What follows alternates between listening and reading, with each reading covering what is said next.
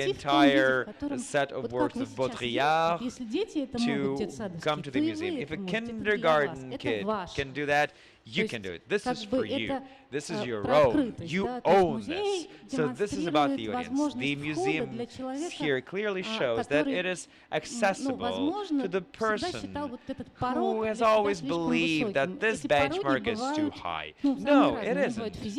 And those benchmarks can be physical. For example, there's no ramp, and a person in a wheelchair cannot get into the museum.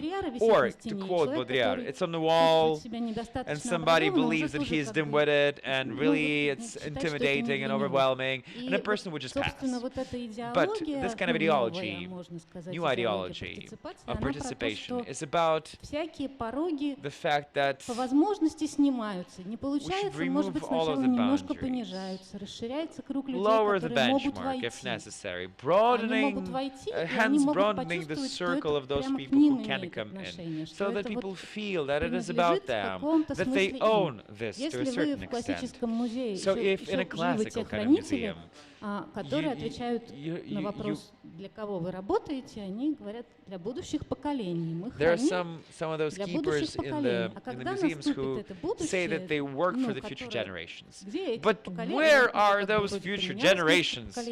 Generations change one another, но вот сегодня уже как бы вроде бы говорят, come and go. вот он сегодня. Where are they? Вот уже No, people who work in the museums say that they work for today, for this generation. Here's the generation that they're working for. Here's the generation that wants to participate. I still believe that you are overly optimistic. Now, I would like to invite everybody to think about the coolness of participation. So if participation is so cool and everybody should try to integrate it into urban environment, museum work, still, could we imagine a situation when this participation is a little too much? It's out of place. It's unnecessary. So we've been very optimistic. Now, let us look at the downside of it. Hi, my name is Vladimir.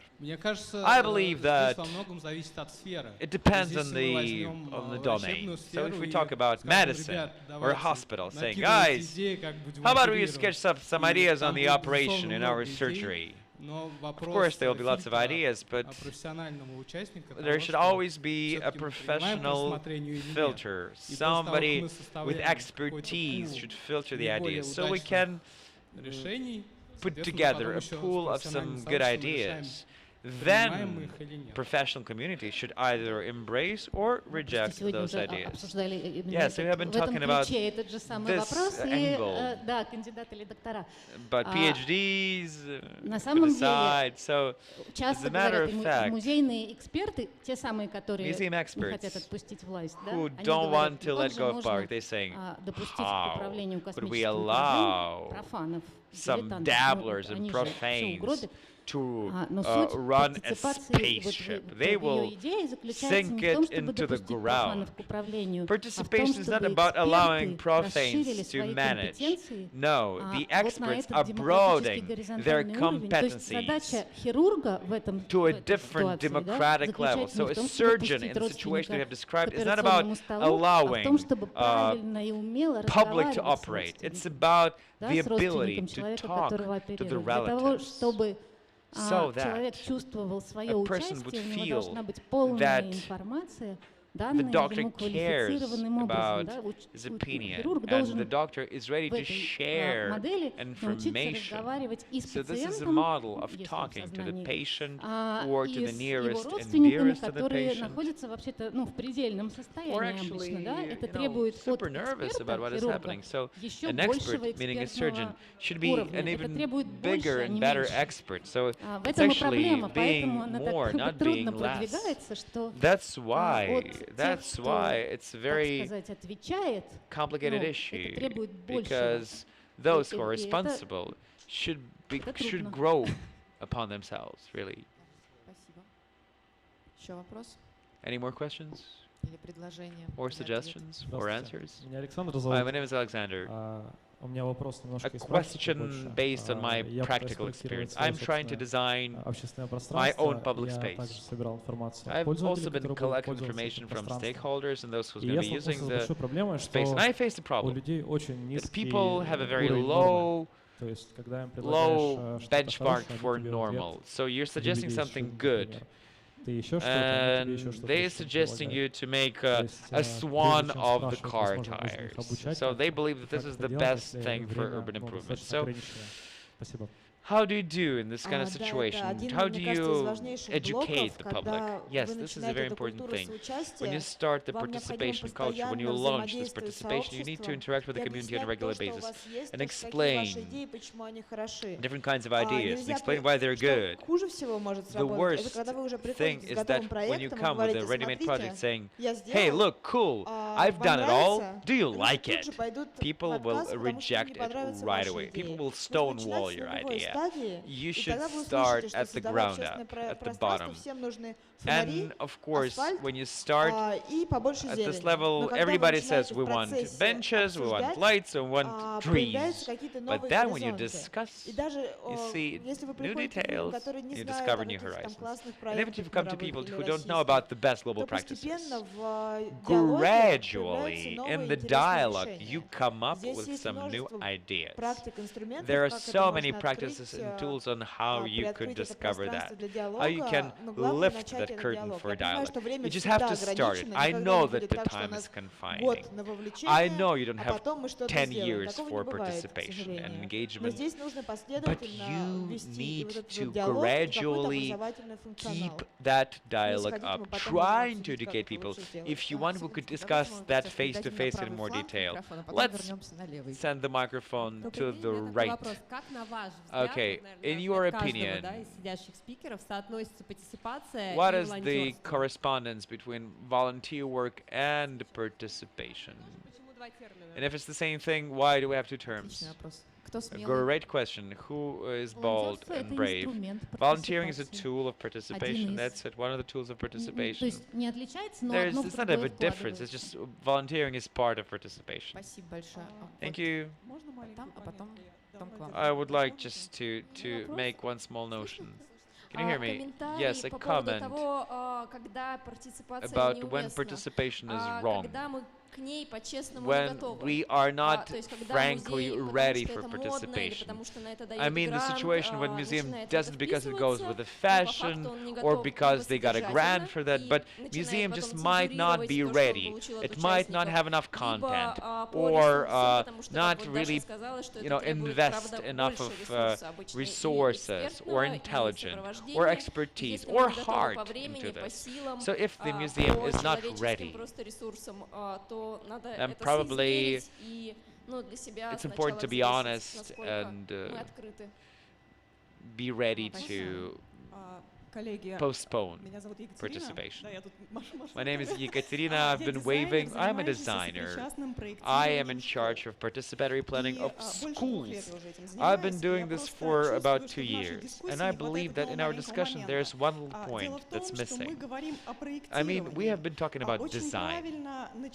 It's important to start participatory design by giving pupils or students a chance to define a problem. We begin with children looking for a problem, then they suggest a solution, then they draw, then professional designers enter, process their work, and then we show it to kids again and discuss the project again. So we start participatory planning and design with looking for a problem, not for a solution. I am here moderator, but I have a few things to say too. I believe that the thing that you said is very, very deep, because this is a question of how we as adults respect kids or do not respect kids. To which extent are we ready to delegate certain rights and opportunities and duties and responsibilities onto kids? This is a starting point for any discussion of participation. My name is Yelena. I come from St. Petersburg Akhmatova Museum. We believe that our museum is right on track to participation. I learned the word today, frankly. And a question, a detail from a conservative person.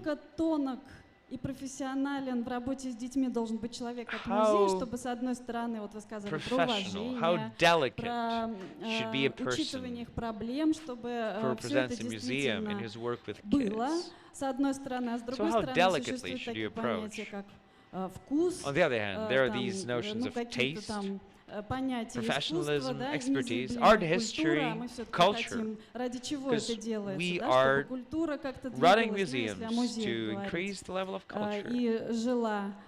Как вот это вот учесть, нужно ли любое мнение ребенка и любой его вкус принимать и демонстрировать в результате в проекте? Или нужно как-то тонко направлять в такое русло, чтобы это потом, если говорить о визуальном, да, например, результате, чтобы на это каждому приходящему было приятно смотреть. Если сейчас мы проще всего визуальный такой пример, и у меня есть просто в опыте петербургских там разных проектов есть примеры, когда вот эти визуальные объекты в результате проекта несмотрибельно сделаны, там, очень неважно, некрасиво просто. Вот как с этим быть? Можно я вам встречный вопрос задам? Вам кажется, есть какой-то объективный вкус? There could be objective taste to that. That's the point that there could not be. So what's the difference whether it's a kid or an adult? Yes, but there's a certain style of the museum, certain domain of museum's work. And смотрите, вот well, let me explain. Попробую совместить две вещи. I'll try когда мы говорим про хранителей, например, ну это же speak of профессия. two things. So if you Хранитель speak не about the должен keeper of the думать museum, вообще, the ну, keeper о будущих поколениях should not совершенно be абстрактно. thinking Ему of вообще some все равно. abstract future Он generation. хранит и Keeper хранит doesn't предмет. care. Это его профессия. Ему не Keeper's нужно mission ни о is чем to думать. store the objects in the museum. But У those дизайнера, people который who их оформляет, design, он думает, для кого он их those оформляет. people who Но create у людей, которые exhibitions приходят, have to может think быть whom they're doing совершенно that разные вкусы. for. Какого бы But вы people who дизайнера великого не come взяли, can have different может так tastes, no matter выясниться, how что distinguished and людей, great your которые designer придут, не is. понравится. It might turn out Это that значит, что half of the плохой people who дизайнер, came у него to the плохой museum вкус, hate the у вас exhibition. плохо хранятся So does that say that the нехорошо designer is сделаны. bad Что or это значит?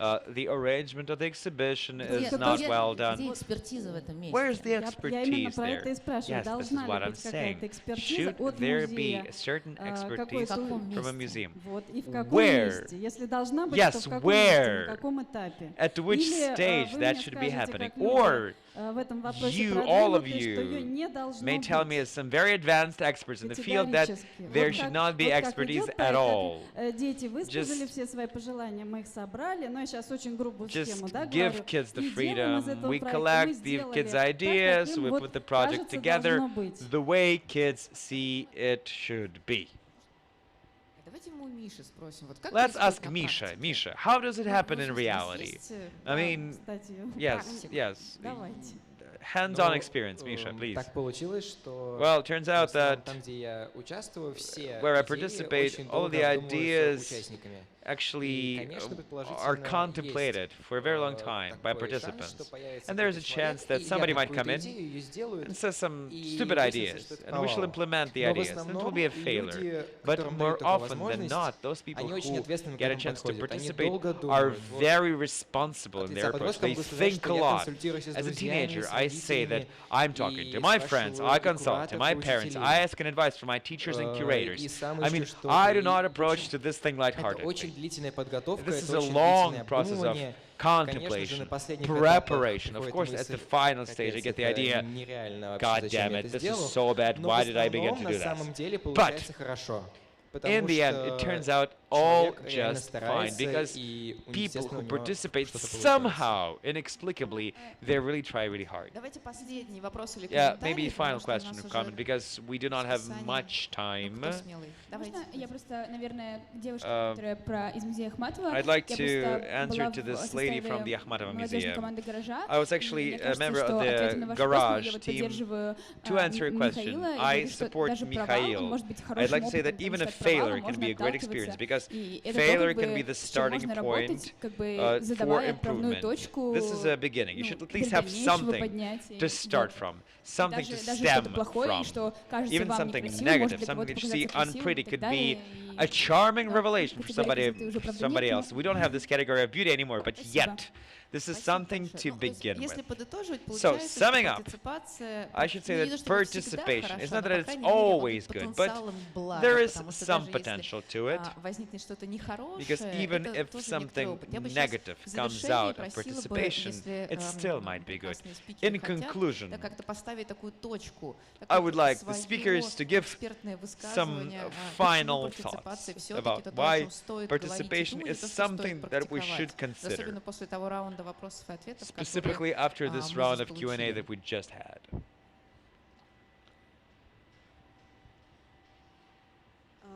На самом деле, As a matter of fact, говоря о партиципации, это действительно важно и нужно, participation потому is что something это that позволяет must нам be and should отчасти be. избежать ошибки, On the one но hand, it одновременно helps us to позволяет avoid нам вот certain это вот mistakes, право на ошибку, and yet которое дальше будет leaves us способствовать развитию. a room Не нужно to make бояться mistakes. ошибаться в So этом be not процессе afraid to make вовлечения, mistake in соучастия, this нужно делать и process смотреть, of что из этого получается. participation, joint work, and engagement. You just should go for it and see what happens as a result.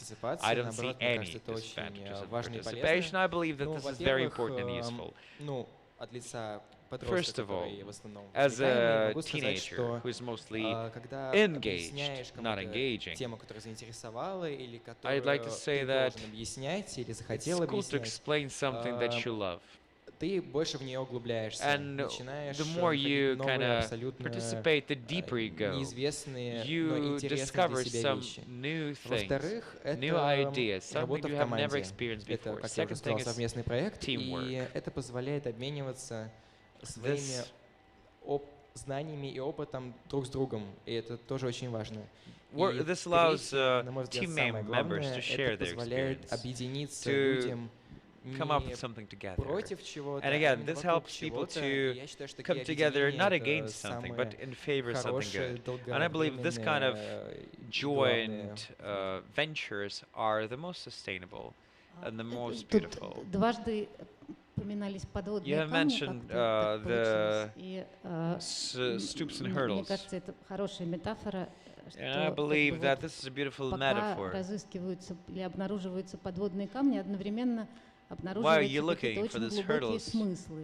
которые по какой-то причине не обнаруживаются. You can actually come up with some very deep ideas while you're, while you're stumbling over these pitfalls and hidden rocks and reefs. You somehow discover things that come up between people in this distributed networks of thinking together, making things together, setting tasks together, and you see that it works. I would not give any unilateral final answer here. I would not be able to explain what to do when it looks terrible. Yes, it often looks terrible, but my answer is the column upon which participation resides is not a beautiful result, but the process. It is about the process. The main thing is a process, and this process leads to the change of attitude towards something. People change their attitude. You cannot change attitude only with words. People should come together to make something together based on something.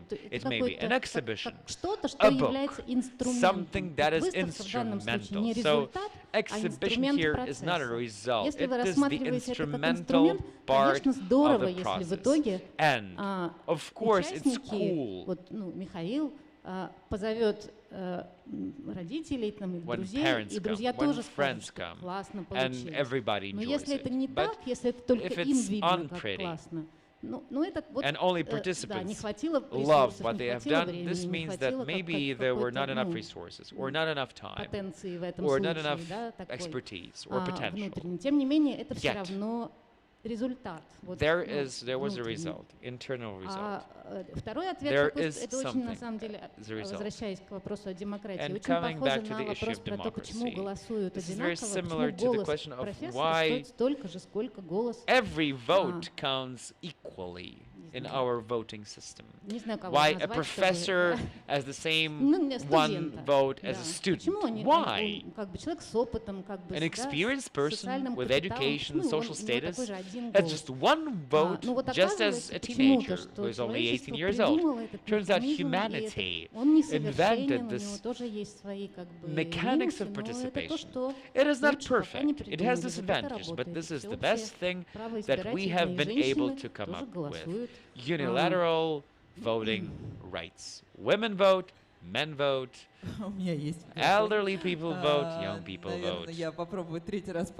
Okay, I will be a parent for the third time. Почему нам это нужно? Потому что, очень странно в 2019 году ходить с ребенком в as a parent, I would like to say that что может делать, это двигаться в тапочках бесшумно и стараться не повышать никогда голос и when you work with не знаешь, куда kids себя деть, и потом выходишь из музея, ребенок говорит, in a все, в музей больше не museum, пойдем.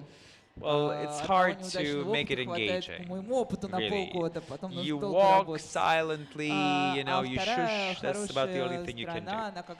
But the upside is what we're talking about, democracy. Participation. This is beautiful. This is about volunteer. This is about being a volunteer. It's about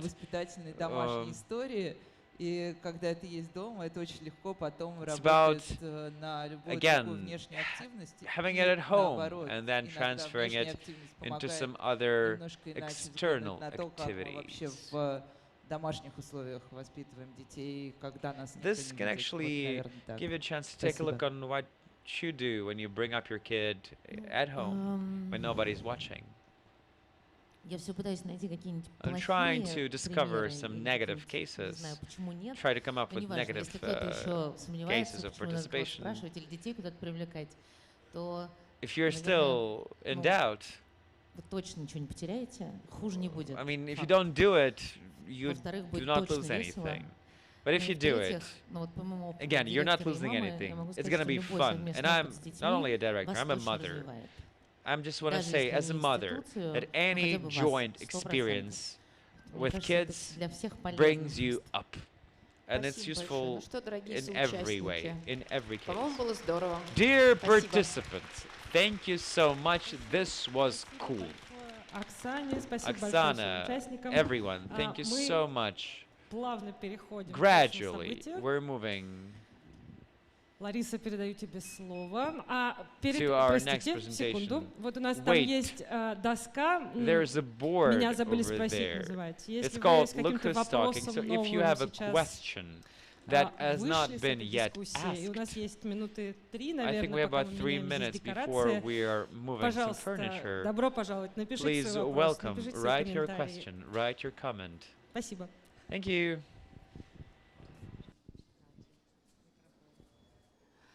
Спасибо вновь прибывшим и снова приветствую тех, кто Thank you very much for those who has just joined us and those who stay. We're not going to have a break. And the next part of our conference is the showcase of Russian design and architectural bureaus who invite kids into designing festivals, playgrounds, architectural objects, etc., etc. I would like to introduce Наталья Маковецкую, Наталья Маковецкая, whom you know well. департамента по вовлечению в КБ «Стрелка», She которая is in расскажет, что charge of нас a ждет в ближайшие 80 participatory минут. department in Какие KB 4 Strelka. презентации She's у going to нас tell будут. about В what конце presentations we're going to нас have ожидает today, сессия and Q&A, in так the end что we're going to have a вы Q&A запоминайте свои session. вопросы So конкретным please спикерам, do not forget чтобы your их потом questions. задать. Итак, Наташа. Natasha, come on. Спасибо большое. Я надеюсь, Thank что я you. еще не очень надоела своим I присутствием hope здесь. I am not Но being в too этот раз меня annoying. будет мало, а будет много I will not действительно speak too классной much. экспертизы. There will be some really В cool experts последние here. годы очень In the много recent говорят о years, they have been talking a lot вовлечении, about соучаствующем проектировании. Если inviting into несколько лет participatory назад planning.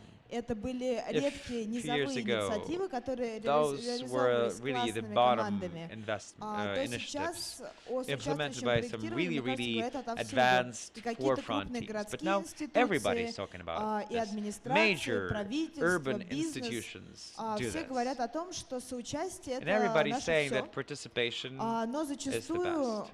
о вовлечении детей никто не вспоминает. Really Хотя именно дети, те, кто будут пользоваться городскими пространствами, и именно они являются конечными пользователями. They are the end users. Поэтому That is сегодня why мы на самом деле today постарались собрать we have тех tried команд и тех участников, to put together которые those teams, действительно those за последние bureaus, годы those показали cases that очень illustrate интересные результаты the работы best с детьми, вовлекая их в result of working различные with проекты. kids by engaging И them сегодня вот into участники уже different начинают projects. наши And собрались. I see У нас сегодня the participants here. Oh yeah, great. You're not Сергей leaving. Нугаев, сооснователь проекта «Кружок». Сергей Нугаев, Белла Филатова, the host of the club соучредитель called бюро «Дружба» и Circle. детского архитектурного бюро Белла «Кони на Филатова, балконе». Мария Помелова, the director of the где-то Friendship здесь, Дружба вон бюро, она сзади Мария немножко, Помелова over there. партнер бюро Also Чехарда, который делает partner авторские in an детские architecture площадки. bureau. И Надежда And Снегирева, Надежда партнер бюро Снегирева, проектной a группы partner 8, один из главных in увлекателей an в нашей architecture стране. bureau called 8, Поэтому titled 8. сейчас 8. вы увидите и So услышите you're about to 4 see 4 презентации, presentations. и в конце у And in нас the будет end, возможность задать there will be a вопросы. Q&A. Сергей уже приближается, и я думаю, что I многие see Sergey слышали о here. проекте You «Кружок». probably Это heard такая about their project called инициатива, in Russian хорошая инициатива, a hobby club проект, in который English. проводит So this is the initiative небольшие образовательные школы в малых городах и for small поселениях, schools которые in развивают minor все towns от and медиа, villages. интернет-проектов до And архитектуры и these журналистики. initiatives И очень интересный опыт, который у них are dedicated получился. to Многие, наверное, видели a сайт broad range of поселка things, from «Глазок». journalism И to фестиваль, который interactive проводили art. «Кружок» в прошлом году, So, стали действительно потрясающим a hobby опытом. club. Поэтому передаю слово Сергею, замолкаю. Now I hand the floor to Sergey. Спасибо большое.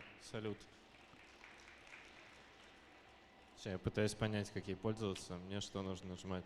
So, what do I use? Вот. Сейчас, простите.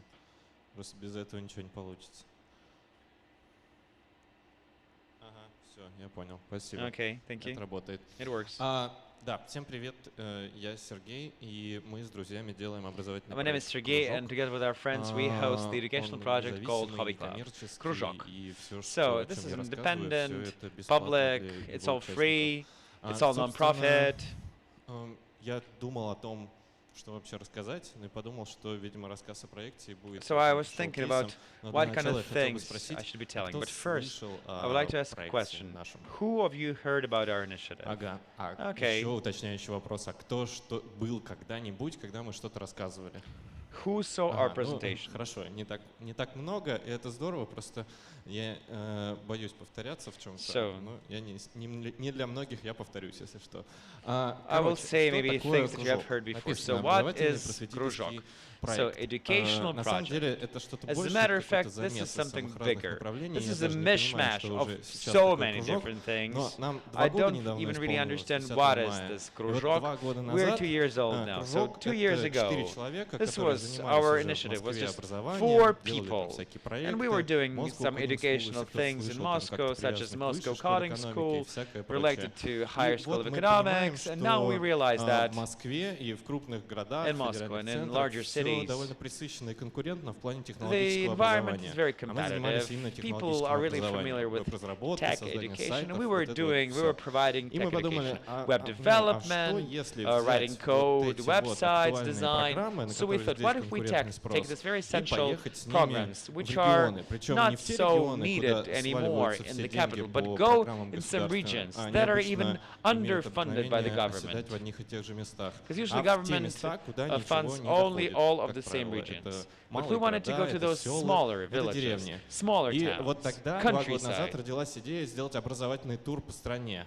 Тур — это So что we такое? decided to Это host this 10 разных educational мест, куда мы tour in приезжаем our с country. So недельной we выездной школой visited 10 places веб-разработки with the и вместе school с of ребятами web что-то там development. делаем. During 1 Собственно, week, we did something with the kids there. So год учебный 17-18 прошел, мы сделали эти 10 школ, мы были в городах Воткинск, Калуга, Вязьма. We went to the towns of Votkinsk, Kaluga, Vyazma, the village of Glazok, town of Baltiysk, village of Kruzhok in the Republic of Dagestan.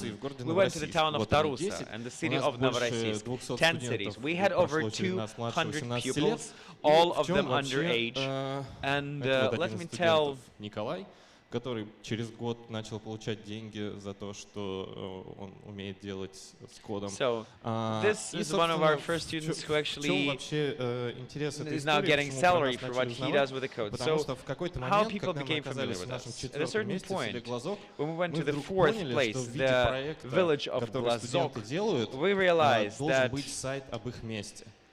one of the things that our pupils should do is the website about their town or their village. We believe that no matter what's the educational venue, there is a lack of understanding of this approach that when we study something, when we learn something, when we discover something new, we just not do it for pure learning. This education, this knowledge and skills and technologies should be applied somehow. So in the end of the week, we make the students come up with the projects. Sometimes kids don't have any idea. They live in a vacuum in their small village, small town. So all of the ideas of the guys always go around this peeping hole. So there was this project called the Village of Glazok, the Village of Peeping Hole. This was designed by local teenagers with our help, of course. So one of the TV channels called us and requested actually to make a report on this one, live report. So Да, Артемий Лебедев, как самый показательный пример, написал, что вот каким должен быть сайт российского well-known Russian designer, has written about. Все нас узнали с тех пор, сделали мы вот 7 этих проектов. How has written that this is the way that the website of a Russian village should look like. So on the one hand, we're educational. On the other hand, when we come back here to Moscow, we become a media project, documentary project.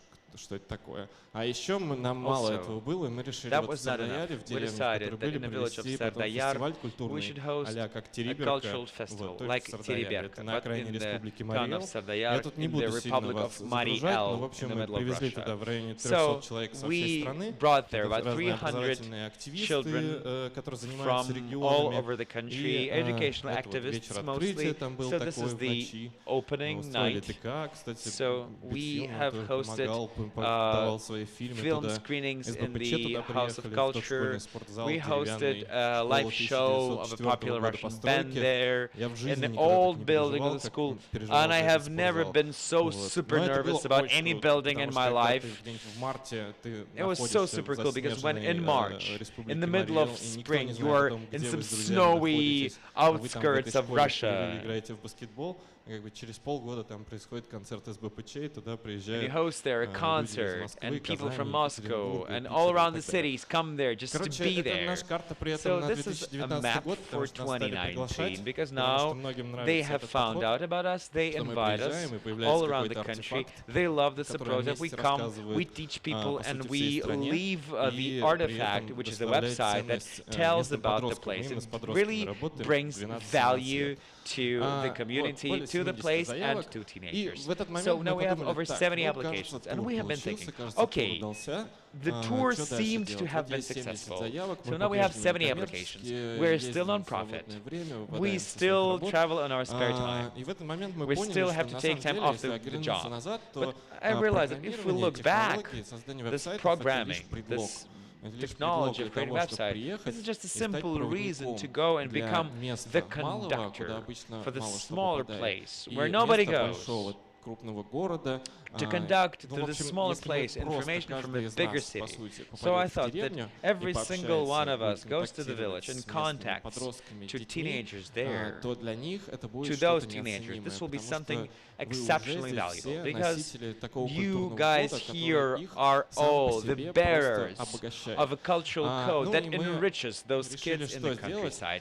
And we have been thinking of what to do. We decided that we should run the new tour, but it will not only be about web development and web design. It will also be about a few other cool things. Now we had an astronomy school. We had music school in the town of Vyazma. Also, there will be an architecture and urban design school in the town of Gusk-Krostalny. And I see Artyom filming there. He's actually the graduate of our first school. He is the guy, one of those characters that we're facing in every town of Russia. He's one of those people who does not forget about the place where he comes from. So he comes back there and does there the things that could never be done without him.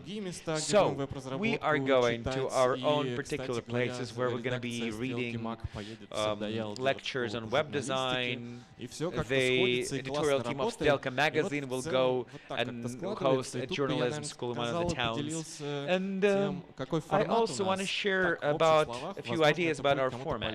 Maybe generally it will be useful for you. So we come for a week. This is a classical program that we have, a standard program that we have. So every day we host classes for 3 hours, and then on a weekend we work for 5 hours a day, overall 25 hours. As a result, students are broken into small teams, and those groups generate ideas on what they want to tell. So if it's web design, the end product is a website. So the kids in the teams, they think about what they want to tell, what they want to do. As a rule, we work together with them. We are praying and pleading, please don't tell the things that are on Wikipedia anyway. You can read things on Wikipedia today. Tell about the things that nobody knows.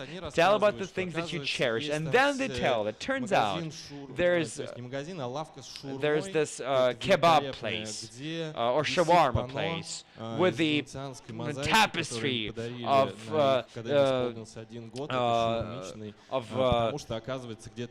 Renaissance painter, and this reproduction of the tapestry of the Renaissance painter was gifted to this shawarma place on its 1-year anniversary. So now this shawarma place hosts workshops on painting, and this is the thing that you cannot ever learn on Wikipedia. This is the example of what we're talking about. So we do not mean to make those kids web developers within 1 week.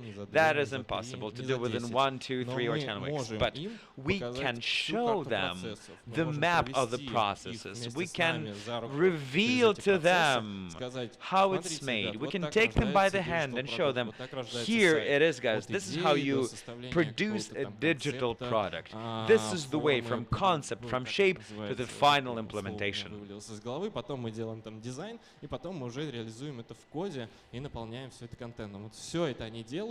And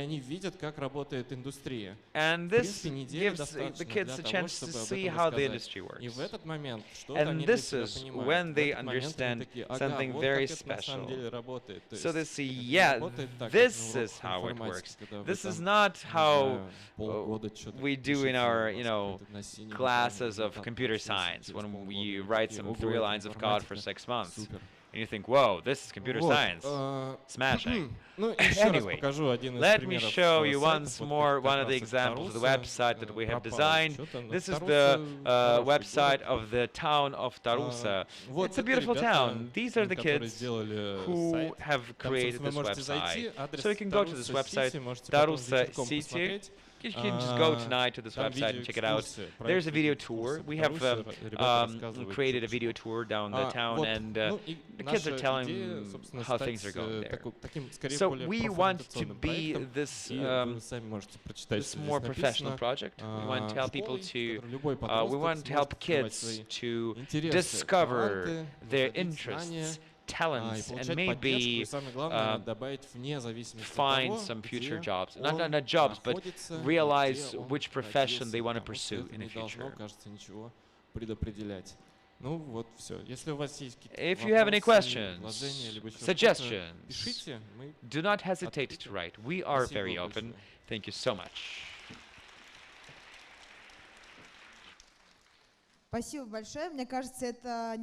Thank you so much. This seems to be an unbelievable case about how kids become experts gradually, how kids find out about bigger things, starting with smaller things. Thank you so much. Now, if you have any questions, we shall have a little time for Q&A later today. Now, we will continue with the second case. This is a case about how kids gradually become experts and learn to change physical urban environments. Where is Bella? I would like to invite on stage Bella Filatova, the partner of Druzhba architecture bureau. She's the ideologist of the kids club called Koni na balkoni, literally meaning horses on a balcony. In Russian it rhymes. Hi everyone. I'm very happy to greet every single one of you here. I represent two teams, the architecture bureau Дружба, which designs public spaces. This is one of our expertise is children's playgrounds, and also represent kids architecture club Koni na balkoni, an educational project. And on behalf of both teams, I want to thank Polytechnic Museum and the Strelka Institute for hosting the first conference on this subject. For us, it's a personal achievement. It's a victory because for many years, we have been investing so much effort into this domain, and we're happy to be here tonight as well. So, a few words about how our case happened. But something's off. My presentation is cropped. Please fix it. There was a slide about that in 2014 when we began designing for kids. Children's spaces, playgrounds, were not seen by architects as a field for creative work. This was more of a, okay, can we do something to it? Bad luck with slides lately. Проектировщики воспринимали детские пространства как собачью площадку, то есть можно было взять то или иное качество детского оборудования, children's playgrounds as playgrounds for pets. Just take a few things, put it down in a courtyard, and the job is done. Our architecture bureau, Дружба, has not yet existed then, but we were working together as a team, as architects, trying to find cases on how to show that children's playgrounds is something that requires very specific and tight attention. And quickly, we have realized that it is impossible to design for children without the participation of children. In 2015, we have created a club, our club, Koni na balkoni, architecture club for kids. We wanted to actually create an educational organization. This should have been a lab to research children's perception, because children's perception is very different from adults' perception. And this is how we have discovered this glittering abyss of children's perception, of kids' perception. We began with art objects. And my slides are cropped. We were creating one art object after another, and that helped us to come up with an important educational principle, the principle of co-authorship. That happened naturally, organically, I'd say. But we have realized that we should and can work with kids, not as mentors who dictate certain templates, host workshops for kids so that kids would do just the same as the teacher. No, we realized that we can work with kids in some real co-authorship, because, you know, sometimes teachers believe that kids is a kind of under minor version of an adult. So the kid can do anything that an adult does, but the result is just a little more clumsy, not quite right, not really that good. And we have discovered in our practice that, and we want to say about this, that a kid is not some kind of a minor version of an adult. No, childhood is a self-sufficient category, and children can make a good product, which is some sufficient and good quality of its own. So when we were creating those art objects, we have discovered this invisible, undiscovered resource, which is a part of creation, project design. And we have got a mission to tell about this resource and show that this is an incredible resource that everybody could use, everybody is welcome to use. Why I believe that this is important? I don't have that much time, so I will swoop through the presentation. However, I could be telling about this for hours. So, all the people who work with some sorts of participatory planning know well about how hard it is sometimes to work in a situation when people do not have enough incentive. They either sabotage and they do not speak about their miscontent, or they just move to a different environment. If they don't like the city, they move to a different city, etc. So, we believe that a kid, if a kid has multiple experiences of being heard, if the kid many times saw how his ideas was embraced and not rejected, he gets this positive experience of being heard, positive experience of showing initiative, incentive. So this becomes a part of kids' nature, part of kids' education, so that the kids understand that they can be heard. When they grow up, they do feel that as well. And when they grow up, they realize that they can change things. But then they're kids, they see their environment creatively. They make justified decision about the place where they live. And architects and designers, as a result, can make unconventional solutions, because every community is unique, and we can actually identify the specifics of every community through by inviting kids. Yes, but we have faced lots of skeptics who do not see this as something serious.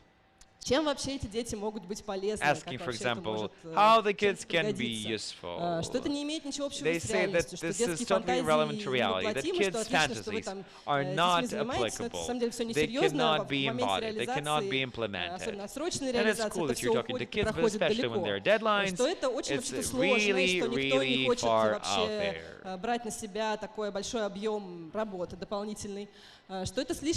This is too complex for kids. Let the kids be kids, let them play, and when they grow up, they'll get into this more complicated stuff. Also, we have been suspected on and on that kids cannot really design. Поэтому мы объединились в междисциплинарную коллаборацию для того, чтобы подойти к этому вопросу, so that we could systematic and complex approach to this mistrust to children. We wanted to convey the importance of idea of inviting kids. So this is a complex approach that we started from two sides. First, we were talking about educational results, something that we do in a collaboration with the Moscow Urban University that is supported by the Moscow Department of Education, and we also implement practical cases. For example, in a practical part here we have 3 participants, an architecture bureau that implements the ideas, Koni na Balkoni is the educational club that generates ideas together with the children, and an organization called City Friend, Город Друг, that works with the community and hosts social animation events that brings to life projects together with the community. And now I would like to hand the floor for 3 minutes minutes to Anya Yakshina from the Moscow Educational University, Moscow Teachers University. Yes, I will come up with some research justification of this idea. I want to show you participatory planning as an educational process from 3 angles. What participation can give to a city, to a school, and to kids. And now I want to focus on kids, which is the most important. Here you see this flower.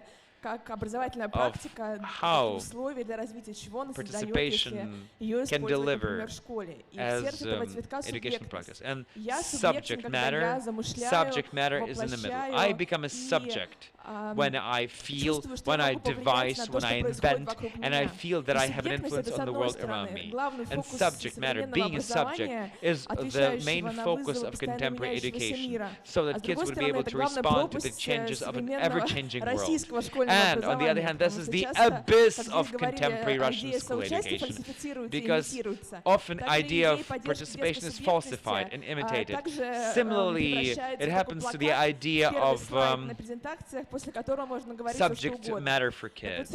It becomes just a mascot, a poster idea. So, participation helps kids to understand that they are not objects, but subjects. Of course, this also encourages creative thinking and allows kids to go outside of the boundaries of their classes and hallways, helping them to overcome the issue of how school education is often alienated as opposed to real life.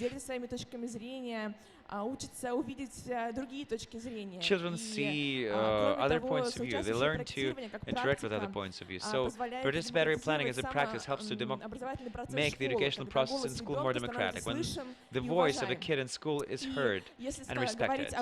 So if we speak about the broader context of school, for school it means that it can increase the quality of education and bring together the school community. And today in our practice we are constantly seeing the situation that it is impossible to achieve full-scale participation in school without inviting the entire school community. So, as a result, participatory planning actually brings out this community. And a few words about what it gives to a city. Bella has already said about that. However, I want to highlight that in the city, in the urban environment, where participation is a significant value, this urban environment actually sends a message to kids that they are appreciated, they're valued, and it creates some very fruitful soil for civil initiatives. Make it an exciting and interesting schoolyard or courtyard is an important educational practice that helps people to helps kids to understand that they matter, that they're subjects. Okay, I'll be quick. So some practical justification of our cases.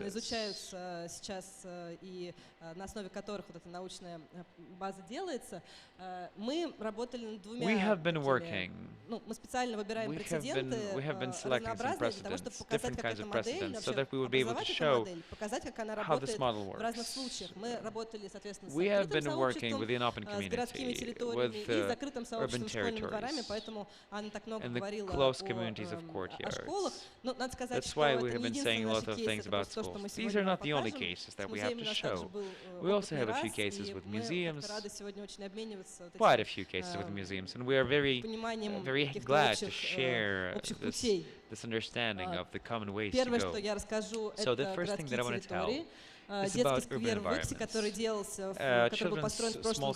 Children's square in the town of Vyksa, designed as a part of the Art of Rag festival. This is a turnkey project, part of not just the playground, but the entire square built based on the children's project. This is the participants of this cooperation. This is not just for the sake of a logo. I just want to show you with this logo how important it is to look at the issue from different angles and put together competencies so that the project will be sustainable. Let me share a few ideas. Первое, что мы сделали, когда нас позвали на Art of Rag сделать детскую анимацию,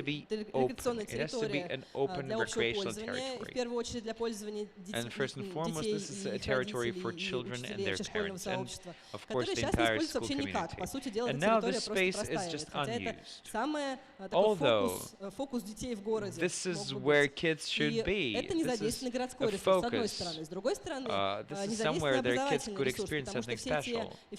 So, this is also the unused educational resource, because this is the space that could be designed based on participatory planning. So we could actually engage children into designing these spaces, both for children and for kids and for teachers and for principals. Designing the courtyard, the school courtyard with kids and the entire school community is very beneficial. I am swapping through slides, just highlighting the key ideas. I could have been talking much more about this. First of all, we conduct a research, we engage teenagers, because as a rule, teenagers do not have enough time to do architecture. И вот в смысле исследования Teenagers want to participate just a little bit. So together with them, we do polls, analyze data, do digital research. So this is kind of a mini educational program as well. Also, we host an educational program in which any school kid can participate. Mostly primary school wants to participate in this. This is the actual experience of co-authorship of the project. We look at the context. We do field research. We do cartography. We do maps. We analyze international experience. We highlight the actual stakeholders, those going to be using the space, because kids often forget that there are other people who want other things, and there are kids of different ages, and there are teachers. You know, children always forget about that. So there are so many other stakeholders who are going to be using this space. Kids often forget about this, and they learn to remember it. И перед тем, как начать проектировать, мы занимаемся с ними раскрепощающими творческими практиками. Мы это называем оконение, потому что нам очень важно стряхнуть с них лишнюю скованность, уйти от шаблонов. Очень важно их услышать, их идеи, и обострить их идеи, чтобы они начали выходить. И самое главное, что мы делаем в этом процессе проектирования, поиска идентичности. When we design, we try to find the identity, specific identity of the courtyard. We do it together with kids. We try to identify the courtyard community. If we just build up a conventional, ready-made playground in a courtyard, that doesn't have anything to do with what is happening in the school. For example, we work in school number 91. The school is special for its celebration of a Maslenitsa, a holiday. This is the holiday that celebrates the coming of spring in Russia. So they have this tremendous Maslenitsa celebration. So they wanted to use this, the imagery of this celebration as a motive, as a theme for courtyard and playground. There should be some creative image which inspires this urban improvement of the school courtyard. Now there is lots of investment coming into urban improvement of courtyard, but all of the solutions, all of the playgrounds are generic and ready-made. I mean to say that children are those who can help to come up with something special, specific and individual. Школьники, которые не хотят плотно погружаться, но тоже хотят высказать свое мнение. Для них мы используем разнообразные интерактивные форматы вовлечения и участия разнообразного, чтобы их тоже услышать и понять. Это может быть интерактивная доска, где мы постоянно информируем о том, что происходит, и в разной игровой форме, руками, почтовым ящиком, какие-то анкеты, написать на листе какое-то высказывание, craft board, Это могут быть стикерное голосование, it can be sticker vote, it can be sticker map, it can be recently, for example, the maker picnic, when little by little kids were building certain objects. This is a one-day event. Pop-up construction site, the most questionable format that we're hosting. Yes, it's in the schoolyard. Kids build something on their own. I'm not saying that this is a final construction. Это самострой, но Of это course, позволяет this is двух важных целей something that достичь. kids Во-первых, build on доказать their школьному own, сообществу, что but как на we самом деле achieve two goals преображается и here. работает двор после First of all, we появления show объекта, how который сделали и the подготовили courtyard сами дети, а changes во-вторых, and can позволяет change привлечь after kids финансирование на build дальнейшую something there of реализацию. their own, and that can inspire future Важная часть implementation of это other привлечение взрослой designs. части школьного сообщества. То есть идея детей Another important очень is to сложно invite привлечь на самом the деле родителей. adult Родители part не of the school включены community. It's в hard жизнь школы, to и engage поэтому идеи детей parents. являются, по сути Parents дела, are often катализаторами для not того, чтобы engaged into взрослые the родители school тоже life, привлеклись. and children's И не менее важна ideas работа are с often a педагогами для того, catalyst, чтобы a reason for вот parents это вот to engage and узкий come to формат school. проектирования So this narrow format городской of территории на design самом деле of стало более specific kind of широким urban territory взглядом, becomes таким как a way соучаствующая to take a педагогика, broader look ну, что в принципе отвечает on ценностям teaching and education, демократического which общества. corresponds Это to мой the последний values слайд. of democratic society. Нас- This is my final Вот, slide. Я сейчас высветила каверзные I вопросы, have которые, highlighted если a few помните, issues в середине презентации that we were высветила, talking about in которые the не middle of the ответила. Я presentation. хотела сначала ответить на них I сама, just wanted to на answer вот эти вот these вопросы questions on my сомневающихся в own. идее соучаствующего в проектировании с детьми и несерьезно к ним относящихся. I wanted to Но мне try вот to моя stand up партнер against Аня those who Родионовна are very сказала, что, doubtful во-первых, нечестно about отвечать на них самой, а во-вторых, я поняла, participatory что planning of мы уже 5 children. лет ждем So этой I конференции, где мы могли realized бы that поступить так же maybe точно, it's как not entirely поступаем fair to answer обычно these questions on в our нашей own. практике. However, То I есть вообще have been спросить экспертов, hearing, поэтому я зову I've been экспертов. expecting for this Дорогие conversation кони, for years. я вас прошу сейчас быстро So, прям пулей выбежать сюда, чтобы не задерживать людей. our dear Мы специально experts, пригласили представителей двух please come on возрастов. Это stage. We старшие invited the members эксперты of и our младшие club, эксперты. Потому Кони что на мы хотим сказать, балконе, что our architecture club. Меня забыли спросить. We have, где yeah, дети look на who's этой talking, the конференции? kids. Было совершенно непонятно. So these are the members of our Кони на Подростков балконе никто architecture не club видит. for Это kids. вообще, если So про детей еще often говорят, we то про are not подростков, taking a look at kids в смысле, or что вообще нужно в teenagers. городе, Nobody абсолютно cares нет about what никаких, teenagers need никаких in a идей. city. There Я are хочу no сказать, ideas что мы не about that. заготавливали никак ответы I на want to эти say, вопросы. Я специально от вас дистанцировалась и говорила, пожалуйста, не говорите I ничего, want to не tell you that we have готовьтесь, not будьте спокойными, выражайте свое prepared мнение. any of the Вот, и сейчас questions or просто answers in здесь второй advance. микрофон, So you're будет welcome to признателен, да? express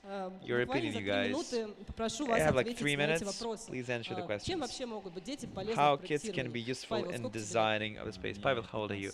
I'm 15. Я участвовал I have been в participating in программах. 2 Это летний programs. интенсив, который вели Кони и Summer годовой educational маршрут, program, который тоже вели Кони. И an annual educational за это program, время мы спроектировали два and we have designed арт-объекта. 2 art И objects within those 2 programs. вопрос, чем дети могут And быть полезны в answering question of проектировании. how kids can be Но, useful. Белла уже об этом говорила. Дети — это Bella has been speaking about that. неисчерпаемый запас какого-то Kids креатива is и an endless творчества, waterfall of какого-то creativity, легкого такого безумия, inventfulness, которое and очень some light нужно, form of insanity, особенно which is если necessary речь идет о детских in пространствах. design, especially when you're designing children's playgrounds. Именно это, And я думаю, и может быть I believe главным, вот, this is the key source, главная вещь, которая полезна the key thing that is для useful взрослых архитекторов. for grown-up То есть, architects. I mean, следующий вот я как-нибудь скомпоную. let me just try to put it фантазии, together. которые This is a могут быть воплощены imagination в жизни, которые that должны can быть come to воплощены life, в жизнь, that потому must что come to life, because именно то, чего хотят дети. Извините, пожалуйста, слайд. can we come back with a slide, please? Yes. Именно то, чего хотят Because дети, мы об этом we говорим, и дети, и often we подростки. we speak about what the И children want, это including можно воплотить в teenagers. жизнь, и это реально. Вот. This can come to life. This is real. Как дети могут проектировать, если это очень So сложно? how нужны the kids специальные can знания для этого? design if you need some specialized knowledge and expertise for that? Ну, мне кажется, I believe что that дети, children, если еще немножко добавить if we к add предыдущим вопросам, то это to the answer to the previous question, children are ideas. Да.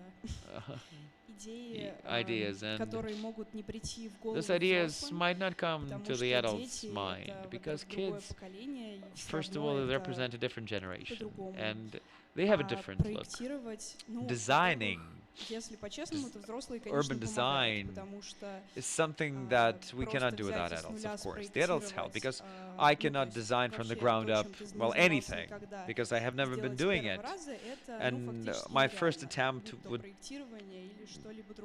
be impossible to accomplish. But I believe that still, designing something with the help of the adults is absolutely possible. What have you been designing yourself? I also participated in the annual program. What have you designed yourself? Do you have any object that you have designed? Not a program where you participated, but an object that you have designed or co-designed. Well, not per se that I would design something on my own, and that would only be my idea, but when we were doing this annual program, this is something that we have done together, and I believe it would not be possible to put this project together without any single participant of everybody.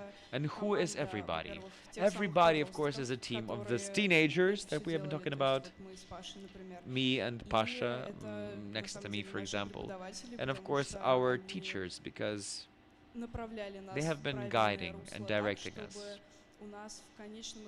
so that in the end we would be able to make something new, something that we own, something that maybe have not been invented before for us, but something that was invented by us. My name is Ilya, I'm 11 years old. Okay, can you please tell me, do kids really design, or it's only made by a grown-up architect? No.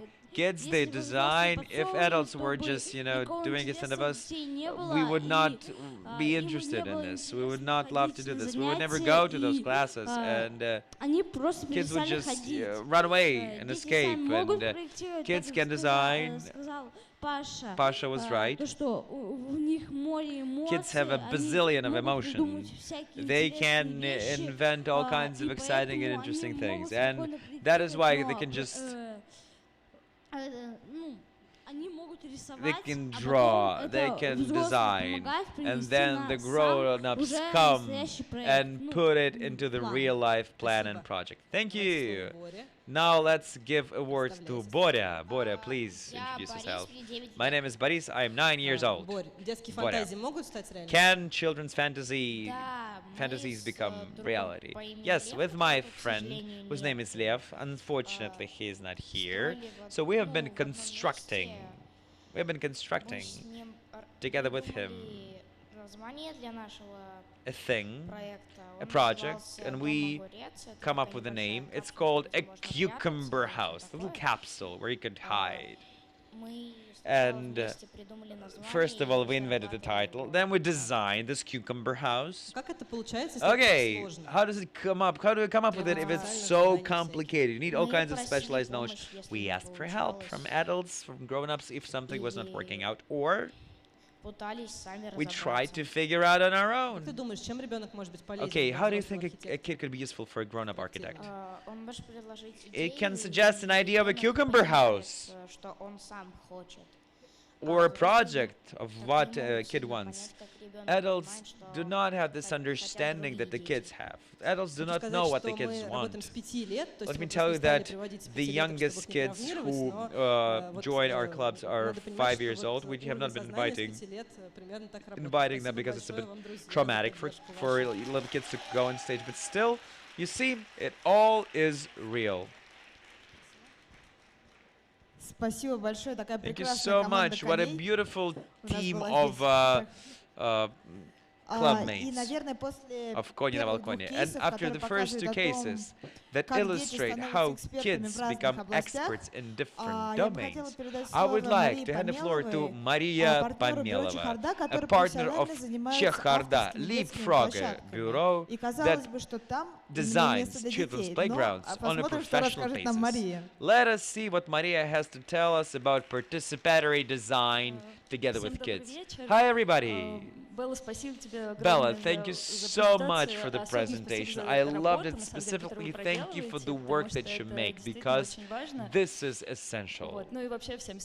And thanks to all of the speakers, I loved your cases, and your solutions are very interesting. Our bureau designs and builds a unique children's playgrounds. And first, I would like to tell about what we're doing to give you some understanding of it.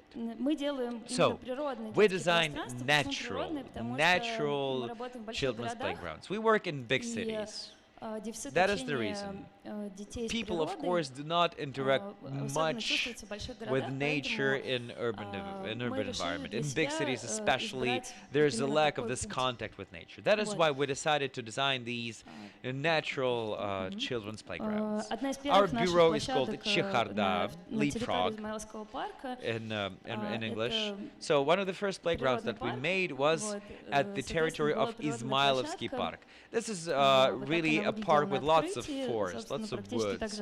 So this is how it looked like at the opening day. This is pretty much the way it looks like now. Why those natural playgrounds are cool? Because a kid there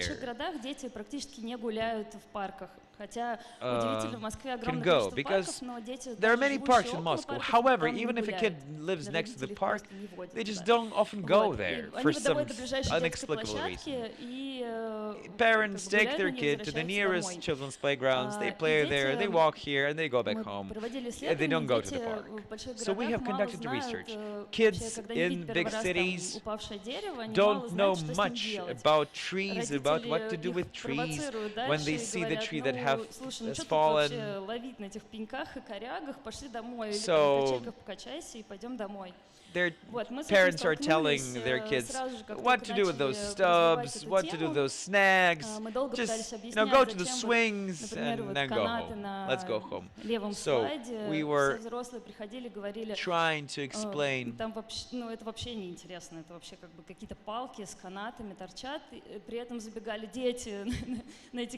We could not explain why this tail rope or zip line is cool for kids. We could not explain it to the adults. But when the kids were seeing this, they were insanely running to them and playing with them.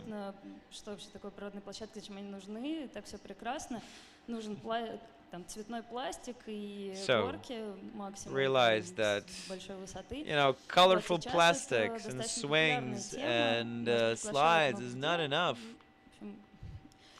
Это одна из последних наших площадок в Екатеринбурге, открытая в прошлом году. So what is one of our latest venues? We opened it in Yekaterinburg. Как мы их называем. We call it the Stub Friends. All of the things that we do, all of the playgrounds that we do are done with natural materials, only wood and metal. We don't use plastic. Деревья, это настоящее, это не подделка. We use natural wood. This is not a fake wood. Это все мы лично выбираем на делянках, выбираем каждое дерево. We actually handpick every tree out of the forest, and we place it where it should be. So we use the material. We take certain snag, and we see what we can do with this snag, where we can place it. This is a venue in Kazan, a playground in Kazan, in the Komsomolets Park. By the way,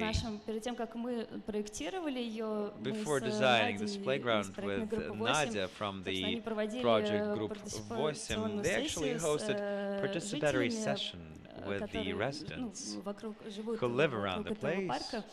And based on that, meetings and talks,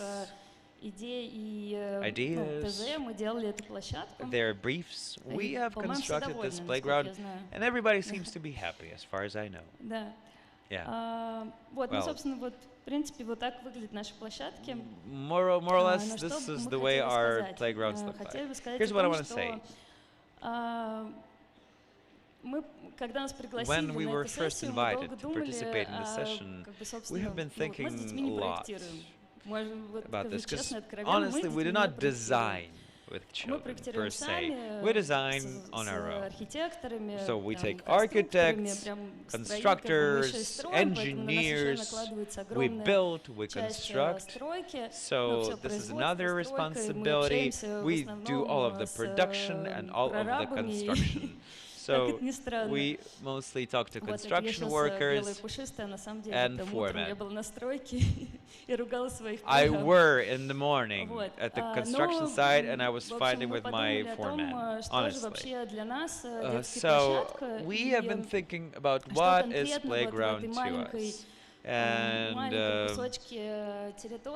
we have been thinking what is essential in this little piece of territory, both for us, but first and foremost for the end user, meaning kids. And that would be inspiration and freedom of movement. So, freedom of movement, it's clear. The entire set of constructions where kids play, because there are different kinds of swings, slides, things to climb on. We're trying to make them so peculiar so that kids could get some new experiences. For example, swings made of trees that were turned upside down is something unconventional for children, an unconventional element they could not even think about. So climbing those snags, again, for most urban kids is a very unusual experience, but through this experience they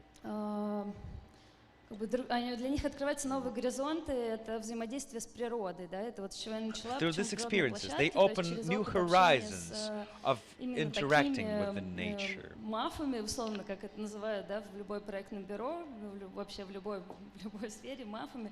Вот благодаря таким мафам они учатся общаться с природой и по-другому ее воспринимать. Is a way for children to interact with nature. And as for inspiration, в общем, я начала с того, что говорить о том, почему нас пригласили, мы на самом деле не очень поняли это, то что мы с детьми. I'm not entirely sure that it is a good idea to invite us here, because we do not design together with children. We believe that it's cool, but I believe that this is a stage after which our work begins. Because it's good when we get a brief from children, about children. So we take those ideas and then we design just the way a normal architect would design. But later realize that we have something more to give to children. We do not design with children because for us our playgrounds are works of art. They're not designs, they're works of art. So for us our playgrounds are just large-scale art objects. And when the artist creates an art object, he does not really listen to anybody else. It's artist's personal inspiration. So that's why we design on our own. And when you have a certain brief, you design. When you create a work of art, you do it based on your own principles and internal laws that are only familiar to you. So with this playgrounds, we have slowly transitioned to making them some sort of art objects. And always there is a particular object, art object at a playground that helps children to really extend the boundaries of their consciousness. It's not just a stub, it's kind of a friendly stub that you could talk to, that you could play with, that you can get onto, into. So every playground for us is a challenge that we give to kids. It's a challenge for kids to have more imagination, think about new things. And I believe many experts would agree with me when I say, many experts probably would disagree when I say that yes, kids come up with the ideas, they can make these designs, but we have decided for us that we also were kids. We can imagine what it's like to be kids and think of the cool things that a kid could do. We never set some standard approaches. We do not make boats or ships or rockets or UFOs. No, we create some very unconventional shapes on our playground so that we would stimulate imagination and creative fantasies of children. A few more playgrounds to show you. So we deliver nature to the playground. We also deliver art to the playground. Another unconventional thing is that these snags turn into swings. That's quite unusual. The ropes become supportive elements. Another project of ours is this shelving. This is actually a huge shelf. Yes, this is a children's playground pavilion made as a shelf, and when kids come there, they do not even understand that this is actually a playground. So unless we place their sign saying this is the children's playground, this otherwise looks like some pile of wood. In a way. And inside, there's a cool labyrinth made of ropes. This is a playground in the Komsomolets Park. We wanted to make this tree tower, a tower tree. We have been hand-picking those trees. It took us quite a while to get them out of the forest. And our venues are always very well integrated in the surroundings. We have put so much effort into it. We never build a playground without actually scrutinizing the site. This is our site in the Moscow region. These are nests. There's a cool story about those nests. Often we observe our playgrounds and we see the nest. I am at the playground. I see that kids run to that nest yelling, "Let's go to the flying ship." I'm thinking, where is the flying ship? We were not designing a flying ship. What could be a flying ship? Maybe this cocoon is a flying ship. No, turns out this nest was a flying ship. You see? So we make a nest, but these constructions, these things that we build do not have unique interpretation. Yes, we call it a nest, yet this could be anything. It doesn't limit any imagination. Это качели палочников в подмосковном парке. Тоже такая деревянная конструкция. So these are the swings of a leaf insect. Again, some weird construction without a particular image. However, we have this clear image of a leaf insect because when people walk around, they realize that this is a leaf insect. They recognize it. One of the few things that we can help with at this conference, apart from telling about ourselves, is that we engage children, but we do not engage them per se. We invite them to be a part of our process because we believe that we're competent not only in inventing workspaces, but we're also competent in building them. That is our major competence, our big case. So that is why we build together with children. We actually host a full-scale construction. We do metal works.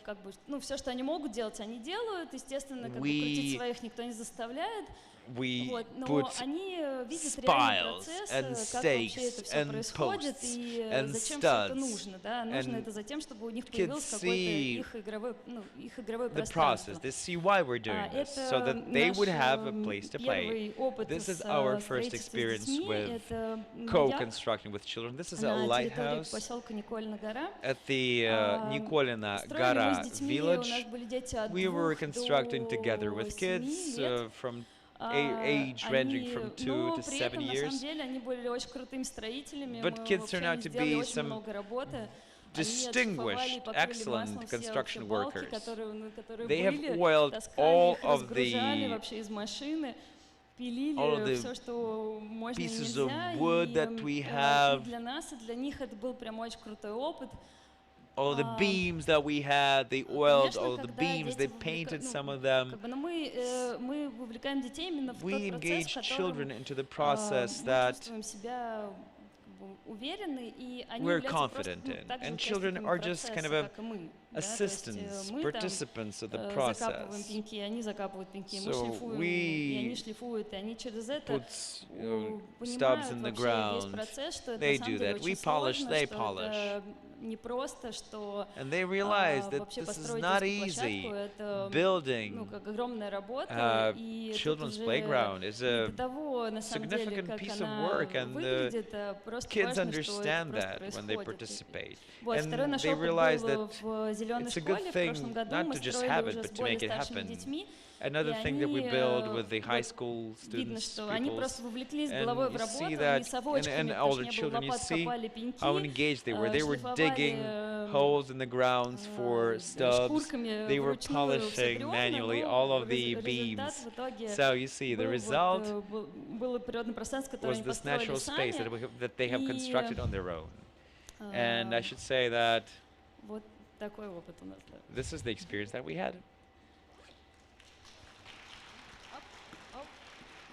Спасибо большое. Thank you so much. А сейчас я попрошу выйти Надю Снегирову. Это человек, который несколько лет назад уже, в принципе, был в команде тех основателей вовлечения у нас в стране. И за эти годы они действительно выработали много своих методик, которыми с удовольствием делятся со всеми. И здесь мы говорим о тотальном вовлечении, взрослые, дети и все-все-все. Поэтому передаю микрофон Наде. Большое спасибо, Наташа. Можно мне кликер еще? Спасибо. Natasha, thank you so much. Всем добрый вечер. Не просто мне завершать, потому что передо мной выступали, по сути, люди в стране, которые делают самые передовые детские площадки, которые имеют огромный опыт очень глубокого и детального проектирования с детьми. Я могу сказать, что мы этому только учимся, но меня очень поразила искренность Маши, которая сказала: а вы знаете, мы вот так не делаем. И, по-моему, на конференции, которая про вовлечение детей в город, в музей, это как бы смело. Вот, и я хочу, наверное, поддержать немножко и рассказать вам о том вообще, ну, кто мы такие, чем мы занимаемся, немножко о том, какие инструменты мы используем, работать с детьми, почему мы это делаем, и такой кейс небольшой рассказать, который, наверное, нас научил, который нас, как архитекторов, заставил вообще-то пересмотреть все и понять, что вовлечение детей — это что-то больше, чем мы вообще себе могли представить. И начать я хотела бы с того, что наша команда проектной группы 8, во-первых, я приехала к вам из Казани, я не живу в Москве. Я, наверное, единственный региональный участник, да? Нет, да, единственный региональный участник. Поэтому тот опыт, который буду вам транслировать, это опыт за московных городов, за пределами Москвы, вот той самой России, которая там находится. Наша команда действительно последние 9 лет занимается развитием практик соучаствующего проектирования. Мы не говорим слово партисипация, потому что люди нас не понимают, если мы говорим. Это невозможно повторить ни бабушкам, ни детям. Партисипа, что говорят они? Мы не пытаемся, мы говорим соучастие. И совсем недавно у нас появилось еще новое слово, такое содействие, про совместное действие. 9 лет мы этим занимаемся, как я уже сказала. Что конкретно мы делаем? Мы развиваем территории совместно с горожанами, делаем проекты развития общественных пространств, дворов. Иногда это низовые инициативы, иногда это госпрограммы, у нас достаточно большой опыт работы с ними. И также мы занимаемся образовательными проектами. Мы считаем, что очень важно ценность участия распространять. Participation is a very important value, and we help делимся опытом. Что мы подразумеваем through под sharing of our соучастием? experience. Тут об What этом do we многие mean when we говорили, да? say participation. We have been speaking a lot about this today. We believe that participation is first and foremost decision-making together, when everybody comes to agreement together, not even co-creation, not even co-design. Perhaps it's not so romantic, but co-decision-making. This is participatory planning. I love the idea of Ekaterina previously about the definition of the problem. Let the participants, let the kids define the problem, find the problem.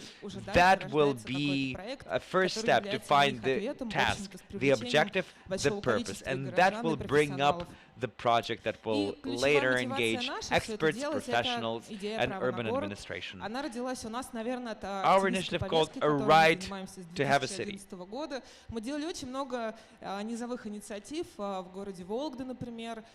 We have hosted lots of bottom-up initiatives, for example, in the town of Vologda.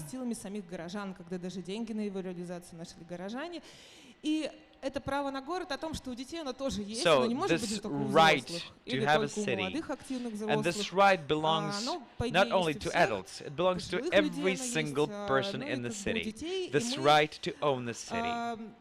Понимая это, делаем наш любой проект с вовлечением детей, понятно, что, наверное, оно не такое глубокое, опять же, with the participation of children. Perhaps it's not as deep as in the story that Bella was telling us previously, but let me tell you about the tools that we use and the results that we get. First of all, our favorite tours, a hike with a kid. So when children take us to their space and tell us how they use the space, they show us their favorite spots, the spots that they don't like, where they play, how they play, whom they play with, how they call this place.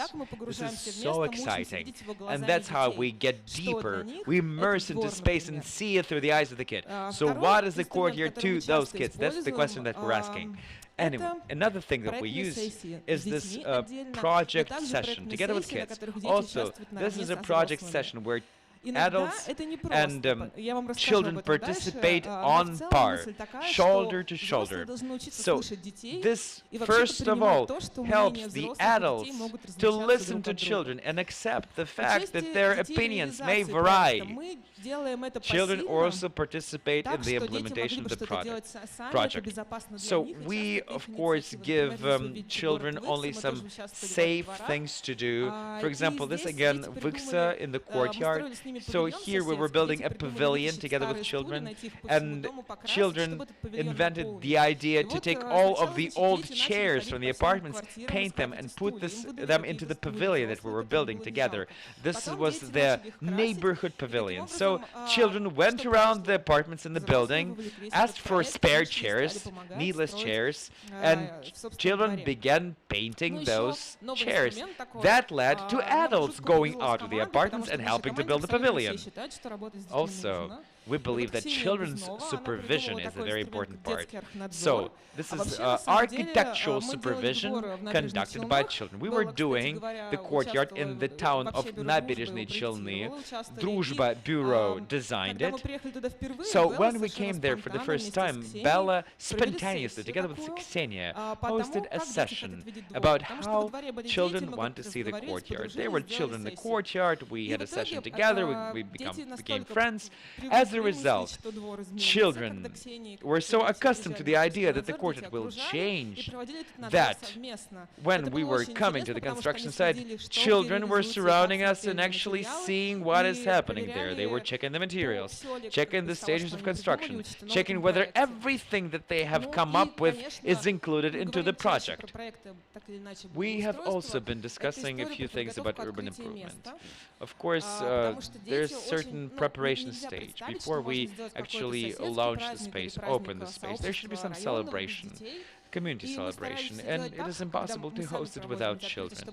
So, and this should be not just events for children hosted by some animators. It should be event hosted together with children, where children actively participate in the event. Another thing that we love is educational design games. So behind me, you see this big construction game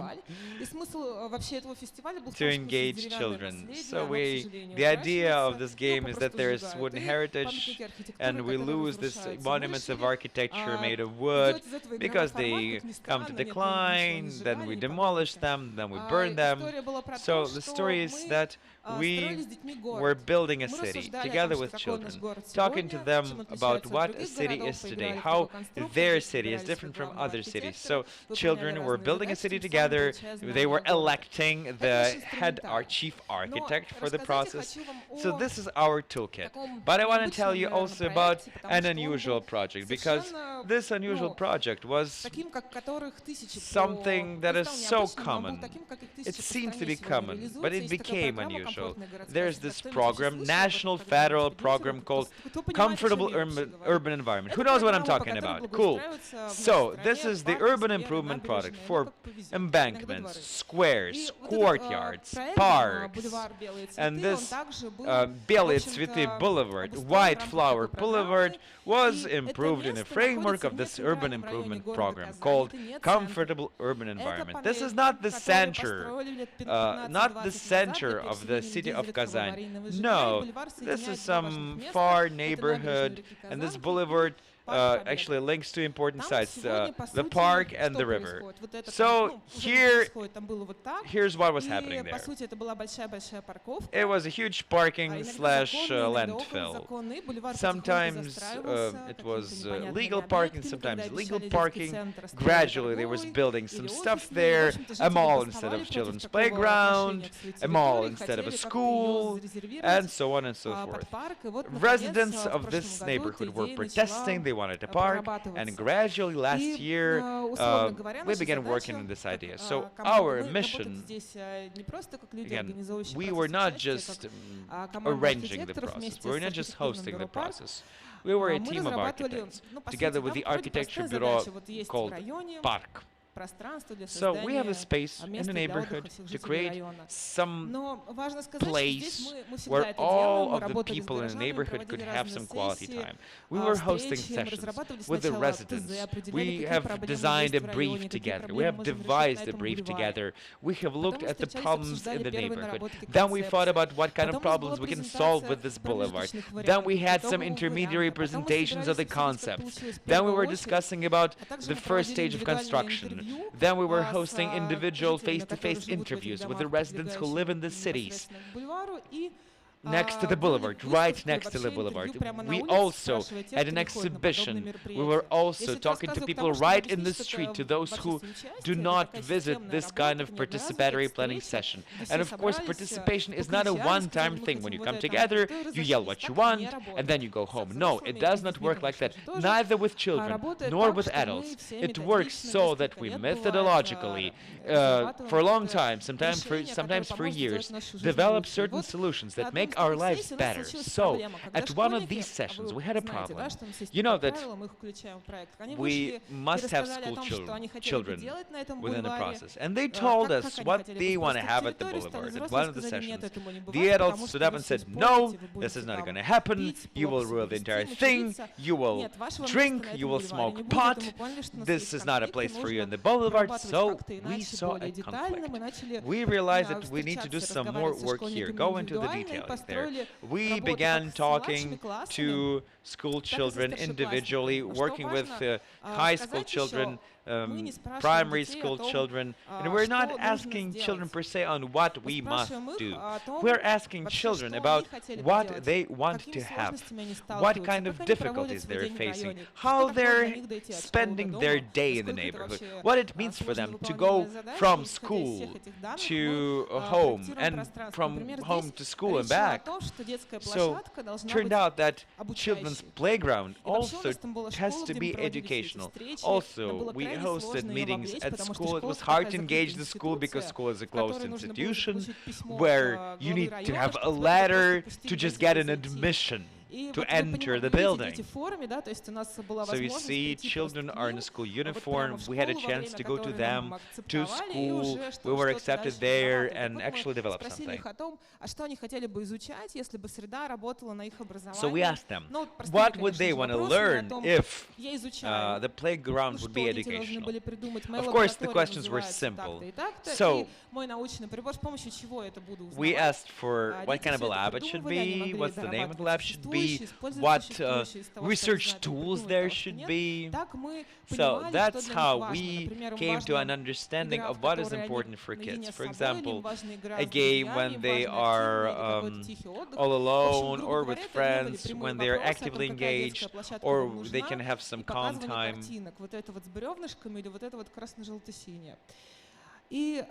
По итогу такой мастерской часто появляются такие рисунки. Вообще проект — это выставка о том, как бы чему хотят научиться дети в школе, маленькие дети. This project is sort of an exhibition about what children want to learn. Дети в этом проекте. Эту выставку мы обязательно покажем на бульваре осенью, но This is an exhibition that will be hosted at the boulevard in the fall. And we had children from the 1st to 5th grade participating in this design. But then we hosted the same workshop, the same discussion with teenagers, with high school students. And it should be mentioned, the school that we were working in is really cool. They have kind of a school government. They have a president of a school. They have ministers in the school. But we wanted to talk not only to the government, we wanted to invite everybody. And not so many kids came because teenagers, they're skeptical, they want to be on their own, they want to be independent. So we talked to who came, and we talked to them about what the territory is to them, what they want to do in that boulevard. And I will not go into much detail on the tools because I believe Bella has been speaking a lot about that. Yet I want to mention a few things about the results, about the things that we understood. What was the reflection of the process in architecture? We realized that we have been doing this all wrong all along. We realized that we've been thinking that we need to create a beautiful public space. And within that public space, we have a beautiful space for children, such as children's playground. But turns out that kids saw this entire space as their space. So we realized that this entire space should be kid-friendly. I know that there's nothing new about this, but that was yet a revelation to us. So this children's friendly environment should be everywhere. This entire place should be a playground, not some fenced small spot where people play. No, this entire space should be children's playground. So let me tell you about the 11 lessons of the White Flower Boulevard. 11 principles that we have come up with. First of all, principle 1, playground everywhere. Everywhere is a place to play. And from any age, from 3 years old till teenagers, everywhere is a place to play, like a fountain, which is absolutely close. You can run into the fountain, whether you're a toddler or a teenager. Even in winter, the fountain doesn't close for winter. Покрытие, которые, вроде бы очень просто, да, но вот эта дорожка, мы разговаривали со взрослыми и обсуждали свои собственные воспоминания. И вот мы понимаем, что у нас бульвар, у нас долгие идти, а мы имеем дело с детьми, которые, covering, the carpeting. We recall how we were kids. When we were 6 years old, you're 1 meter high. This is the way you see the world. So we decided to use this understanding of how we were going through the corridor when we were kids. And we have been thinking about paving that could allow people to play. For example, look at this girl jumping down white ladders. Because this is fun, this is more fun. This is the adults do. The adults read this code. I mean, on the left, the girl is jumping down the tiles. Or you see these buttons with letters, like on a typewriter. Actually, the name of the boulevard is White Flowers, sorry. And White Flowers is actually the name of the famous writer from our Republic of Tatarstan. This writer was really developing the local Tatarstan culture. So he could not buy the typewriter, and he commissioned permission for himself to create a typewriter. So this is the reference to that idea. And this typewriter should be also a place to play. Now kids can jump down those buttons of the typewriter. Principle 2. Scalability. You show me the time. So kids of different ages have different heights. They interact with the environment differently. So we have taken into account the fact that all children of all sizes should comfortably transit through space. Also, there should be spaces with undefined function, like a small field or a hill. So kids decide what to do with this space. We use different materials. Natural materials, so that children understand that wood is warm, metal is cold, wood becomes gray every time. Okay. We also realized that we need routes for hikes, so that's why we made this intertwined routes for hikes, hiking with children, of course. Ecological approach, natural materials. The only thing that's not natural there is rubber paving, partially in the park. Little kids, toddlers that use environment as educational space, doing something there for the first time, such as learning to ride a bicycle or a scooter. Some kids even learn to walk. We have spaces for that too. Also, we have invented this space for free play, such as children can play with branches that were used to cover plants for winter. So nobody takes out those branches. They are there for children to play. Now, teenagers wanted the environment where they can do nothing, where they can be left alone and do whatever they want. Also, they wanted a space to express themselves. And thanks to one of the kids on the boulevard, we will have a pavilion where children could host events, any kind of events. We shall try to somehow come up with scheduling there, but this was children's idea. Also, of course, spots for different games where children can play together or alone, and of course, inclusivity is important. Of course, it's clear that people with disabilities should be integrated in the environment. Children with disabilities should also be integrated with the environment, but also we can mix up together grown-ups and children, giving them a way to play together. For example,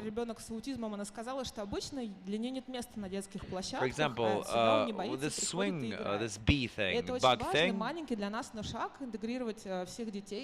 was a great thing for a kid with autism. One of the mothers thanked us sincerely for that. So you see, this is adaptable space. We define the design together with the children, trying to see what kind of problems, what kind of children's problems we can solve with this space. I want to finalize with an idea that professionals should learn to trust children. Architects should learn to trust children.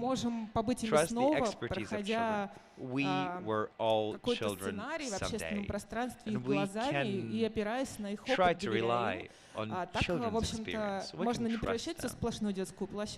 We do not have to make the entire thing a huge playground or build a huge playground, but we can build a city that is adapted to children.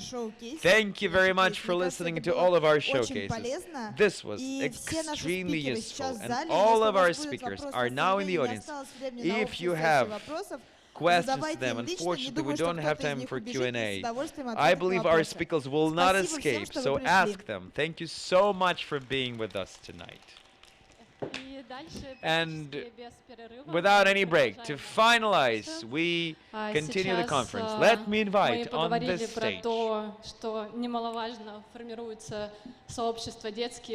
person who will talk about building children's communities not only in Russia, but also in other countries. As you might know from our announcement, in Amsterdam there is this position of a bicycle mayor, cycling mayor of the city. So this is a girl, cycling mayor of Amsterdam, who is responsible for improving urban environment. We are inviting Katelijne Burmы, who is the Vela mayor, cycling mayor of Amsterdam. Если у вас нет оборудования синхронного перевода, то можно его взять быстро у девушек на стойках. Итак, пожалуйста. You can quickly take it. Итак, Katelijne Burmы, the cycling mayor of Amsterdam. Please welcome. Hello, my name is Katelijne Burmы. Good to meet you all. Can you hear me clearly? Yeah? Everybody has the interpretation on? Yeah? Well, the interpreter is over there. You can see, could you wave? Make sure you do a good job. Yeah, we did some practicing before, just in case. But I'm not going to use Dutch word, just English. Listen, yeah, my name is Katelijne Burmы. I came from Amsterdam, as I'm the bicycle mayor of Amsterdam. I'm going to tell something about myself, but first I want to introduce you Lotta, which is the junior bicycle mayor of Amsterdam. Can you make sure that the movie starts? Ah, yeah, no, it's my word. Ik ben Lotta, ik ben de junior fietsburgemeester van Amsterdam. Yeah, she's really cute, huh? Do you want to see it again? Yeah.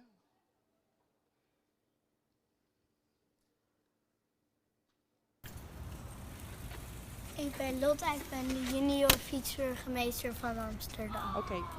Well, I guess she reminds you of somebody. I'm not sure, but you probably know this lady or not. Yeah? So how do you call her in Russian? Oh, okay. I didn't really get that. But in Dutch you say Pippi Langkous, and in English you say, yeah, Pippi Longstocking. That's what we've been practicing. He didn't know. Listen, well, she is a kind of a Pippi Longstocking, and I'm going to talk a bit about that. But before that, I really need to introduce you explain you how I actually got to, getting a colleague, electing a junior bicycle mayor. And before that, I'm going to introduce myself, but I'm also going to explain you a bit about the history of Amsterdam, about the bicycle mayor program, and finally how we got to elect a junior bicycle mayor. So I hope you're not in a hurry. Just to start with this. I'm a mom of 3 kids, and sorry. Oh, I need to have it's not connected. Ah, yeah. Does it work? Yeah? Okay, yeah, that works. Fine. Good. Okay, just checking. I'm a mom of 3, and this was the other week, so it's good weather in Amsterdam too. And if I cycle through town, I'm not really extraordinary, although people think with 3 kids you have a lot of kids, also in Amsterdam. But this was taken by somebody on the market because the bicycle itself is kind of unique, and we actually drive it with 4 people on it. Does this ever happen in Moscow? This kind of people on the bicycle? No, I can imagine. But even in Amsterdam, I get people take pictures, but mostly taken by tourists. Anyway, this is me, and I became the bicycle mayor 2 years ago. I'm going to explain you a bit about that. But first, before we start, I want to show you some images, and, well, let me hear what you think. What is this? It's a really, really big city. Does it resemble Moscow? Yes? Okay. I'm going to cycle through Moscow tomorrow, so I'm going to see more of that. This is Amsterdam, beneath the museum, the Rijksmuseum. Who has been in Amsterdam here? Yeah? Have you been cycling through? No? Oh, okay. It was closed down for a couple of years, and a lot of cyclist activists fought for having this gate open. It's really beautiful to see. What do you think? Is this progress? Or this? Yeah? This is teenagers in Amsterdam. Or this? Would you call this progress? It depends. This is the center of Amsterdam. Actually, I have to cross this street. It's extremely difficult to cross it. Would you call this progress? Where is this? Can you see? It's hard to see, yeah? Yeah? Paris, yeah, you can see. Or it looks like this. What is progress, huh? It's interesting. Okay.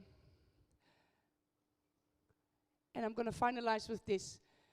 If we do this in the Netherlands, it's no fuss. But I can imagine that you can't do this here in Moscow due to, yeah, let's call it different bicycle culture or different bicycle infrastructure. Yeah, but it's not a unique thing to see. Okay. At the moment, we're facing quite some issues in the world, and first of all, which is very tangible, we talk a lot about air pollution nowadays, and or we call about loads of children getting hit in cars or in traffic over the years. So there's many issues in the world, and it's not typical the Netherlands. It's not typical Russian, but it's a common issue. So. Is it different in Amsterdam? Because this is quite a fairy tale way of looking at the city. I don't know if you've been when visited Amsterdam, but it's beautiful. It's an extremely expensive neighborhood, by the way, in Amsterdam. But it's not uncommon for daily life. You hardly see any cars over there, and it's mainly focused around cycling and walking. But it wasn't always like that. Because what do we know about Amsterdam? Well, first of all, the interesting thing is that it's a world village. It's not really a city, I would say, because it has only 835,000 people, which is in comparison to Moscow, yeah, 10 times smaller, I guess. Yeah, but the funny thing is that we're outnumbered by bicycles. So we have more bicycles in the city than we have people. I have 2 bikes, but my husband has 2 as well, so you can imagine that you have a parking issue as well. 60% of the journeys of people in Amsterdam, of people coming to Amsterdam, is done by the bicycle, which is a lot. We still think we could improve, but it's already a lot. If I compare it, for instance, with bicycle mayors in other cities in the world, for instance, Panama City, it's less than 1%. So there's a lot of advantages to achieve. We have 400 kilometers just in Amsterdam. In the Netherlands, how much do you think? How many kilometers of bicycle lane? No idea. 35,000 kilometers. But the interesting thing is that it wasn't always like that. It has doubled since the 90s due to conscious effort. Yeah, it has doubled. Well. But was it always like that? Who was at the Rijksmuseum when he visited Amsterdam? Yeah? So you recognize this image. Yeah, this image. But this was only 30 years ago. Yeah? So you see the difference. Lots of people always say, yeah, but that's Amsterdam or the Netherlands, that's bicycle heaven or it's walking heaven. But it's been a conscious effort of nearly 50 years. And, well, which side do you like better? Yeah. I think so too. Okay, so what happened in between?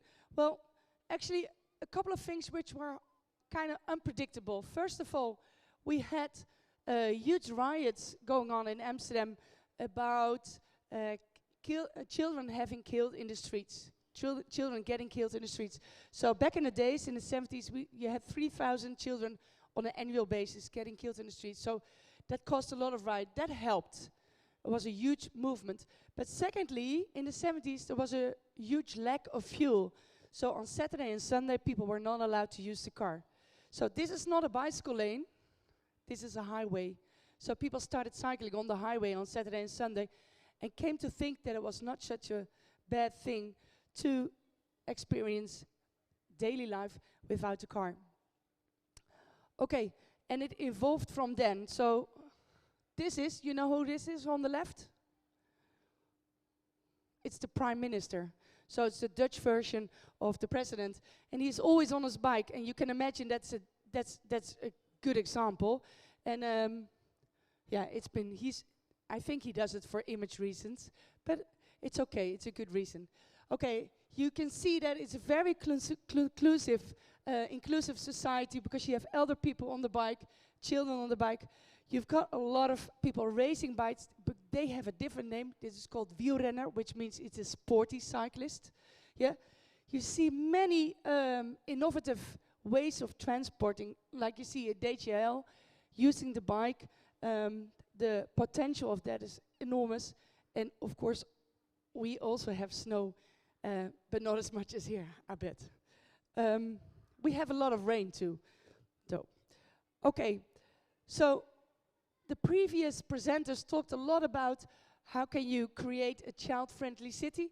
Well, that's what the Netherlands has been doing for a long time. This is a very interesting city. It's called Houten. It is in the middle of the Netherlands, which has more bicycle lanes than roads, which is of course very interesting. And it's interesting because the whole architecture evolves around it. Yeah. Well, things like this, like the other presenters showed us as well. But it's completely different than a couple of years ago. Okay, is there nothing to improve? Well, there's a lot to improve because I think every city and every country at a certain point reaches a new phase. So you can't imagine, but we have a lot of problems with parking bicycles. Yeah, and maybe you think, well, I would like to have that problem, because it's not a really bad problem, you would say. But in Amsterdam, it's a huge problem because people park it on bridges and etc., etc. And so you see strange, graveyards with bicycles, and on Twitter they call it a bicycle parking porn. Yeah, but it's fun to see, and it's mostly photographed by tourists. This is very interesting. Here on the left, the combination of the train and the bicycle. So these blue-yellow bicycles are owned by the train wheel system.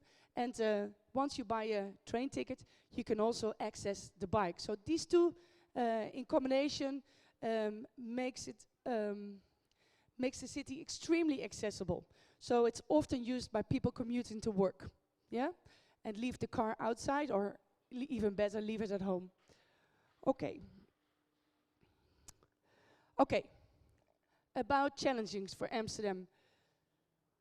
One of the problems we face at the moment is that there are so many cyclists on the bicycle lanes that we have traffic jams with bicycles.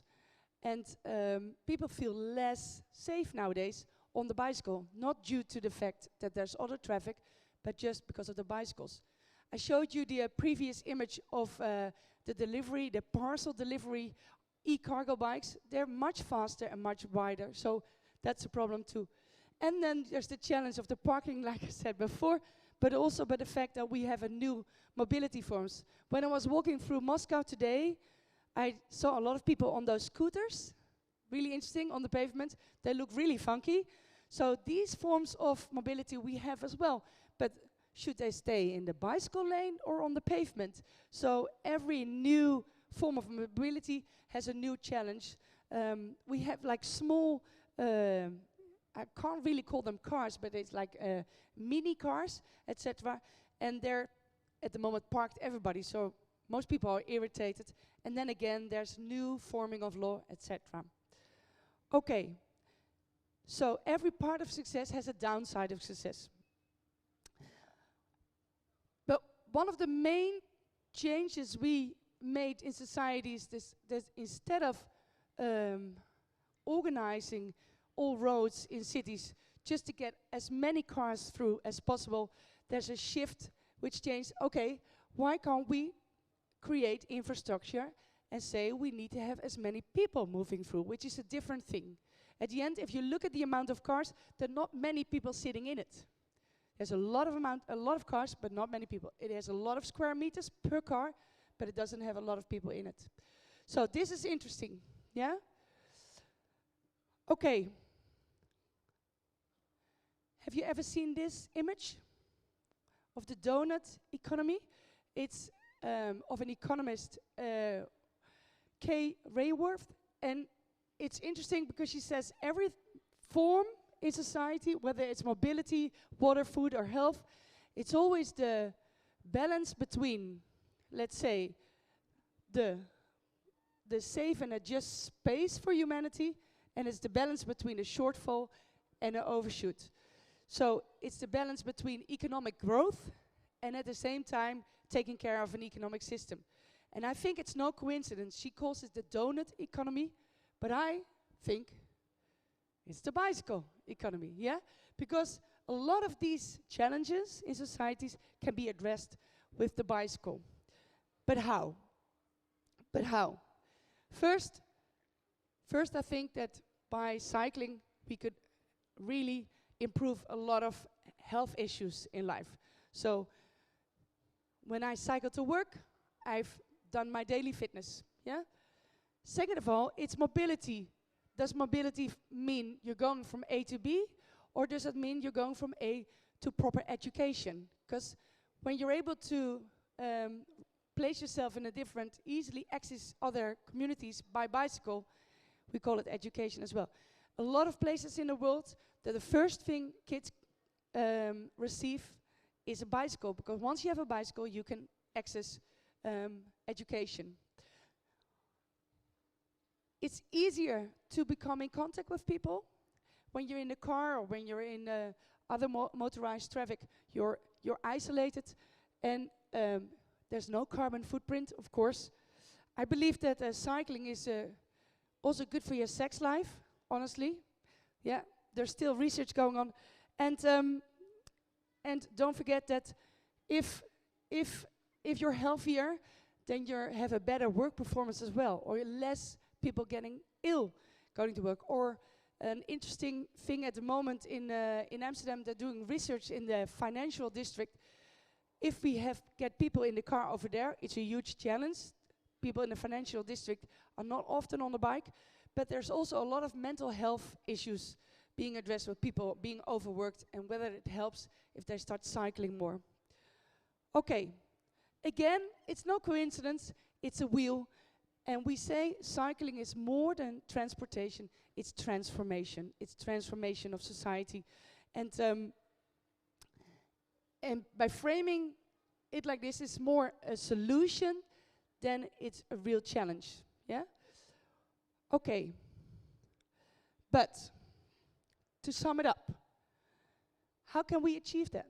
How can we unlock the massive social, environmental, and economic gains? It's not that easy, I guess, because maybe you have an opinion about cycling, but how can you actually organize a critical mass? It's not that easy. How can you organize things like this? I don't know if you recognize the picture, but what is it? Can you tell? A bicycle bridge, definitely, it's a bicycle bridge. But it has a lot of other things as well, because of course it's a bridge. It's kind of beautiful, or not? What do you think? Yeah, it's kind of beautiful. But it is a school as well. There's a school down here in the middle, yeah? And underneath there, in the curb, there's a sports yard. So it's a combination of all. And the interesting thing is that it really unlocked the other side of the river, because nobody wanted to live there. But once you put a bridge there, then people start living there as well. And this place is in Utrecht, which is in the middle of the Netherlands, where it has constant traffic jams, so people love to go to work with the bicycle. And especially once they have an electric assisted bicycle, then 20 kilometers becomes quite achievable. Yeah? Okay. Back to the Netherlands. They say that Dutch kids are the happiest kids on earth. It's been researched for a long time already, and if you ask kids in many countries in the world, the Dutch kids are quite happy. I think it's because of the bicycle. Because once you have a bicycle, you can cycle away from your parents. There's no better thing than that, to cycle away from your parents, to have your own autonomy and independency. Yeah? But also Amsterdam It's classified as one of the best cities in the world, and people who come to Amsterdam often recognize that it is a really livable city. It's like to nice to walk in. It's like to cycle in. Okay, once a mayor of Amsterdam said, well, if you do something well, you can either build a huge wall, or you can extend the table and invite others to join you as well. What I mean is that you can take these lessons to other cities, to other countries. And not only, let's say, okay, this is Amsterdam, we're going to put that lesson on New York, because that doesn't work that way. I'm sure that the things we've done in Amsterdam don't automatically work here in Moscow. But it's a combination of getting inspired and at the same time try and implement new things. So, how do we create better ideas for Moscow? How do we create a sharper competition? Or how do you raise the bar for everybody to create a great society? Well, it starts with being aware. In a way, you are aware, otherwise you wouldn't have been here tonight, yeah? But it's about the different stages, you know, being aware, being interested in changing it, and at a certain way of finding engagement or actually help advocating it. But it's kind of complicated. You need visionary and creative leadership if you want to move towards a cycling society. But where are you going to start? Well, we want new leaders, and we want you. You, yeah? We want you. And therefore, the Bicycle Mayor Network started. And the Bicycle Mayor Network is a network. When I was elected, it had around 8 people. I really can't remember. We were having a WhatsApp group of 8 people, and I think it was on 24 hours a day, because it was those bicycle mayors are everywhere on the planet. But nowadays we have 70, around 70, and in the upcoming months we've got another 150 getting installed, often helped by other bicycle mayors, often helped by the Dutch embassy, but it's really inspirational. Once there's a bicycle mayor in a country, there's others to come as well. For instance, in India, you've got 12 bicycle mayors and another 30 for the upcoming year. Okay, what can bicycle mayors do? Yeah, those are a voice and a face of a cycling community. And what is a cycling community? Because of course the cycling community in Amsterdam is completely different than, I guess, the cycling community in Moscow or Panama City or Mexico City, etc. Yeah, every country and every city has its own fate. The Netherlands hasn't always been that way. It took 50 years, but you just have to get started. Okay, these are some of the bicycle mayors. India, you can see me here with junior bicycle mayors. Sao Paulo, yeah. Later on I'm going to show you a nice movie of them. Okay, and then I got elected in 2017. And of course, these are the things that are most important for me. It's about leadership, it's about innovation, it's about activation. I can't only do these presentations. What are you actually going to do? What do you want to achieve in life? And during your bicycle mayorship. Well, after I got elected, I think 1.5 years ago, the first thing I did 1 month after was doing these kind of presentations. And I asked the audience, who came by bike? What do you think happened in Amsterdam? Everybody. Yeah, the next presentation, same thing, next presentation. Kind of boring, but I did know I wasn't going to create any impact, of course, in Amsterdam with me doing presentations like that. Because we already have those 60% of people on the bike on a daily basis. But we still have those other 40%, and we still have those issues of the bicycle parking or having crowded bicycle lanes. So there was still a lot to address, but I knew I had to get some help. One of my goals was to create accessible and safe bicycle lanes for children. And you see a lot of children on the bike in the Netherlands, but they're often on the front of the back of the seat of the children, like you saw with mine, or they're in front of a cargo bike, yeah, cargo bike, sometimes an e-cargo bike, because you need some extra assistance when you have big children. So that was my aim, because I think if you start cycling at a young age, you continue cycling when you're older. So you invest in a young generation, and then you move on. So I started a campaign which called Bicycle Heroes Wanted. Bicycle Heroes Wanted. So I addressed kids in the city, are you a bicycle hero? Then I want you to cooperate with me. And I visited a lot of schools. And I had to bring my chain always, because, well, look at the faces. That's what they really like.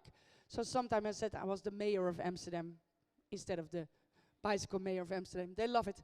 And they actually started handing in loads of ideas. The only question I asked was, how do you want to cycle to school? In what way do you want to cycle to school? Really simple question. And of course you can ask them to write something, but you can also ask them to do an interview, or a presentation, or a game, or whatever. So what I did was really open and quite creative. And I'm going to show you some of the examples the kids showed me while I was here. So we could do an exhibition on this. So you see there's a bicycle hero on the left. You can tell this one is an interesting drawing. It's his favorite route to school, and it passes 2 ice cream shops. Yeah, I understand. It's a really great way to go to school. This is of this year. We made it slightly easier for them to hand in their ideas, so we created a format, but they could still upload their way of conveying their ideas. Very creative, very colorful, and you see, in this way you address all walks of life. So it's either 6-year-old or 10-year-old, boys, girls, different neighborhoods, quite easy to do.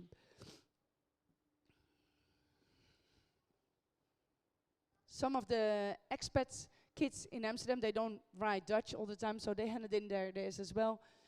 They often say, okay, I really like the bicycle lanes in the Netherlands, quite fun, but children, we deserve our own bicycle lane. So that would mean, for an architectural point of view, you would have the road, and you would have a bicycle lane, and then a children bicycle lane, and then the pavement. That would be a great way to cycle through Amsterdam.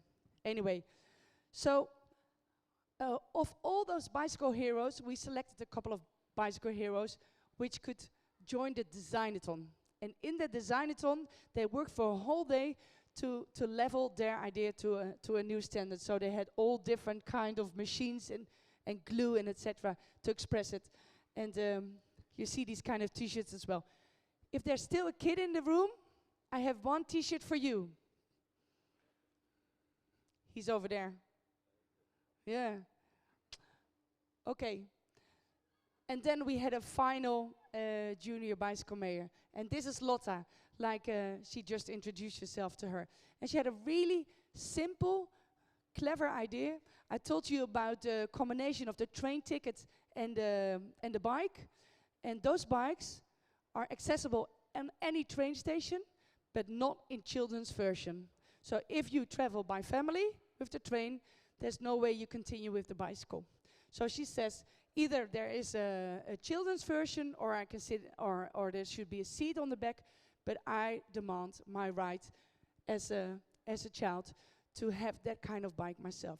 Simple, unique idea, quite practical, and we're still talking about it with the train,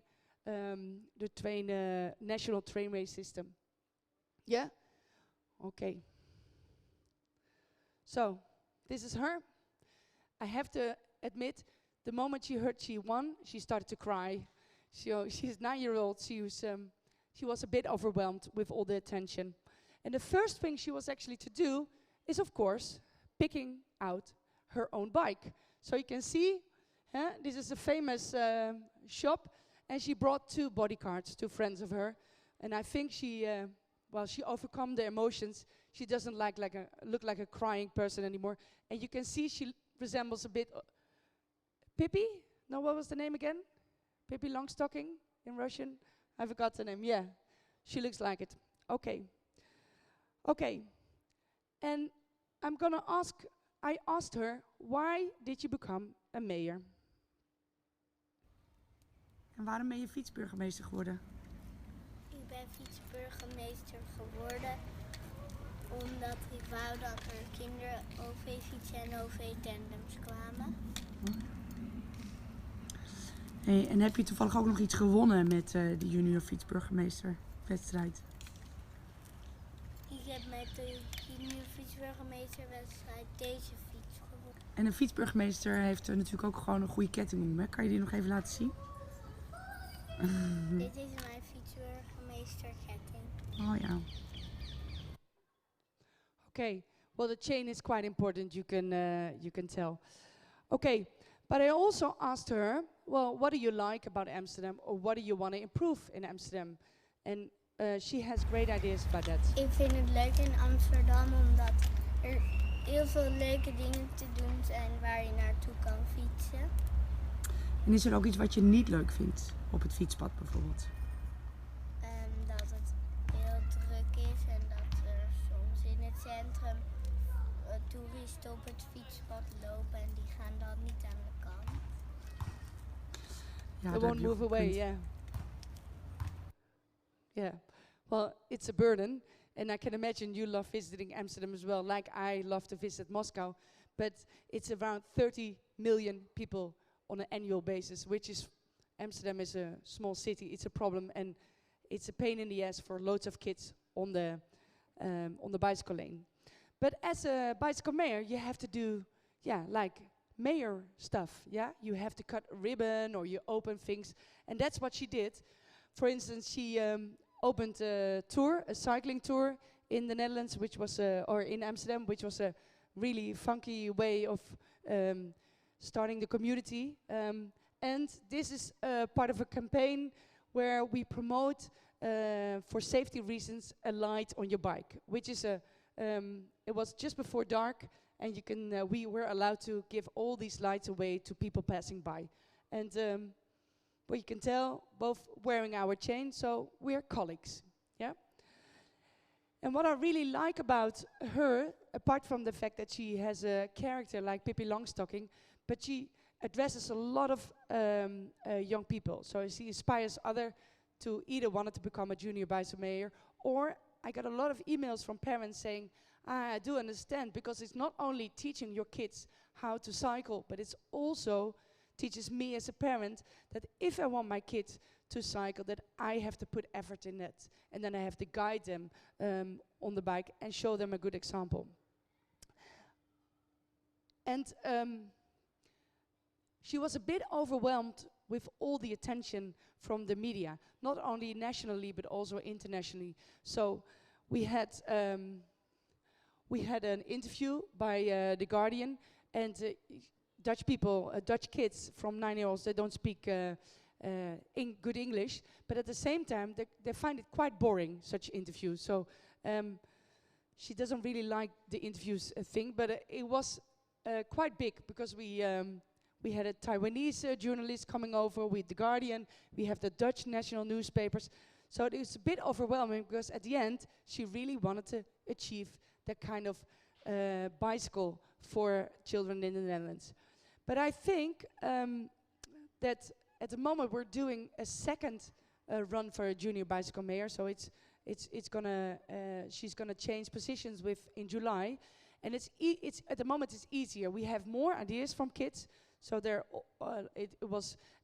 we had a reach out to all the schools in the Netherlands, and we had more ideas coming in, but also more organizations actually joining the project.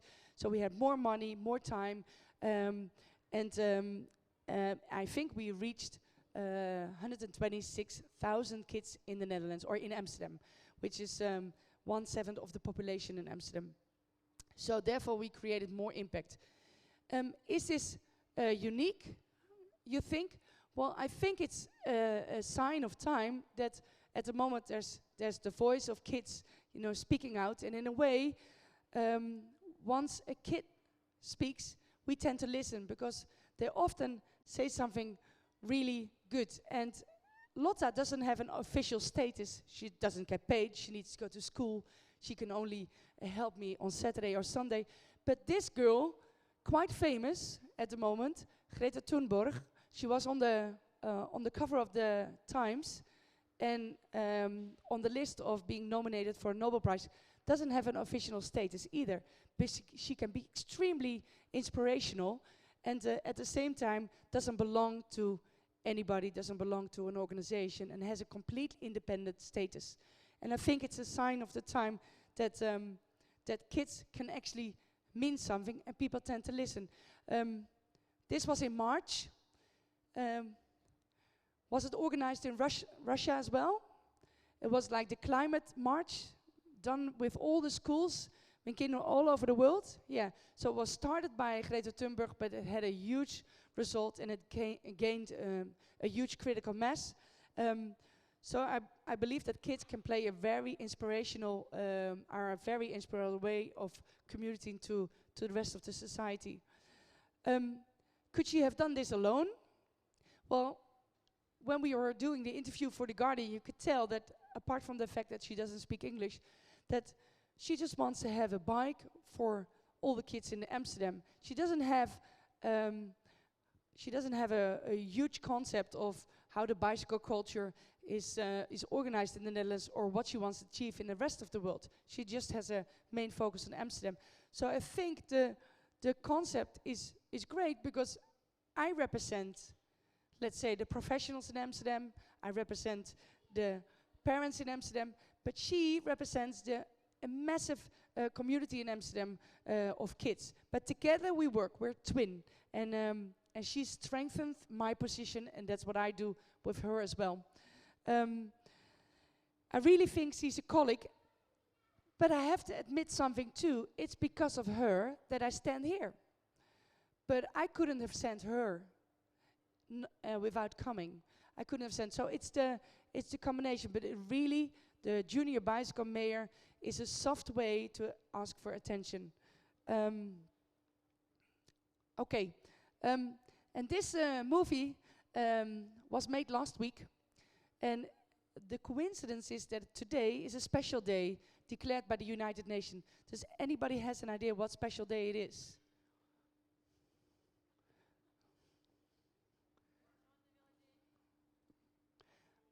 Bicycle Day, yeah, the Velocipede Day. Yeah, the Velocipede Day. Yes, so it's a World Bicycle Day. It's a coincidence, I think, or not, Larissa? Completely. Yeah, it's a coincidence. But I'm going to show you a movie we made for the World Bicycle Day, which has a very, a lot of effort or emphasis on the work of children with the bicycle mayors. You're the first to watch it, by the way, in the whole world.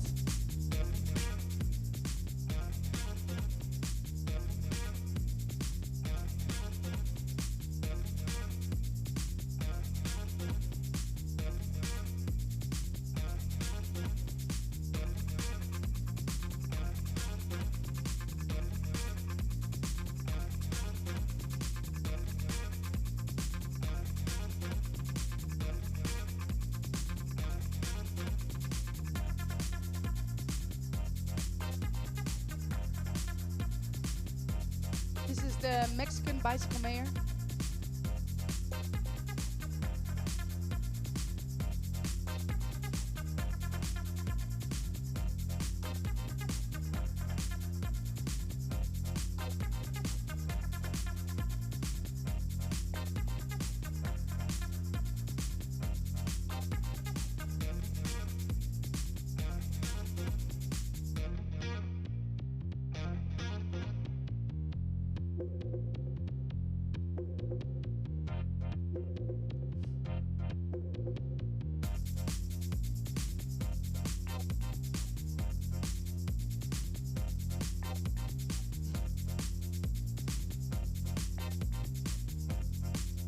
Okay, pay attention now, eh?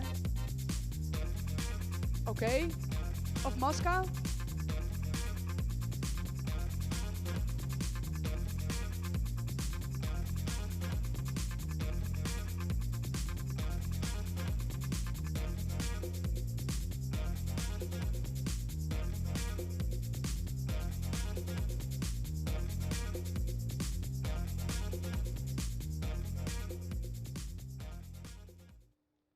Okay, thank you. convey the compliment to my colleague who made the video. Yeah. The really nice thing I think about organizing the Junior Bicycle Mayor campaign is we were able to organize it locally in Amsterdam. But what I really like is the transformational effect of it, because in last October we had a meeting with all the bicycle mayors in Mexico City, and we were looking for opportunities to work together. And because whether you're in Mexico City, Moscow, or any other place in the world, you know, what is the thing you have in common? And all of a sudden we realized that the Junior Bicycle Mayor campaign, the bicycle mayor of the Bicycle Hero campaign, was something that could all connect us. So Lotta is going to do good things in Amsterdam, and the next Junior Bicycle Mayor is going to do that too, but we're going to have a Junior Bicycle Mayor in Sao Paulo, we're going to have Junior Bicycle Mayors in India, and they all represent the future. Because an 8-year-old is going to be a grown-up in 10 years' time. So what kind of decisions is he or she going to make?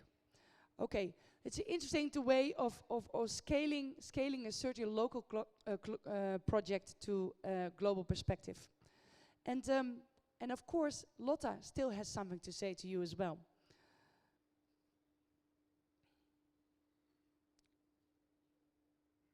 Wanneer denk je dat je alleen kan fietsen door Amsterdam? Na de zomer. Echt waar? She's 9 Hoe oud years ben je old dan? now. Dan ben ik de maand na de zomervakantie ben ik 10. Ja. Dus kan je in Amsterdam, als je 10 jaar bent, alleen fietsen?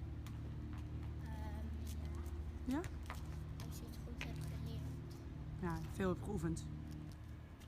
Ik ben niet tegen auto's, maar ik ben gewoon voor fietsen. Yeah, yes, she's really cute. And but she also has an advice for the people of Moscow, especially for the children. So pay attention.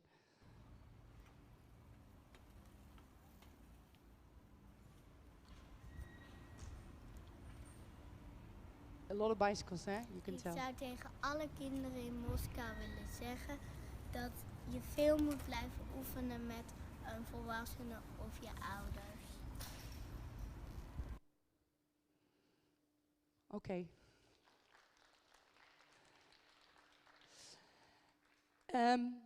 And of course there are no children in the room, but pay attention because she also wants your help. Hebben jullie nog een idee om het beter te maken in Moskou, zodat kinderen kunnen fietsen? So do you have some ideas for the kids in Moscow? Yeah? Okay. I'd love to hear them. Any questions I'd love to hear. This is how I cycle through town, either with the free on my bike or next to Lotta, under the guidance of her parents. But thank you very much.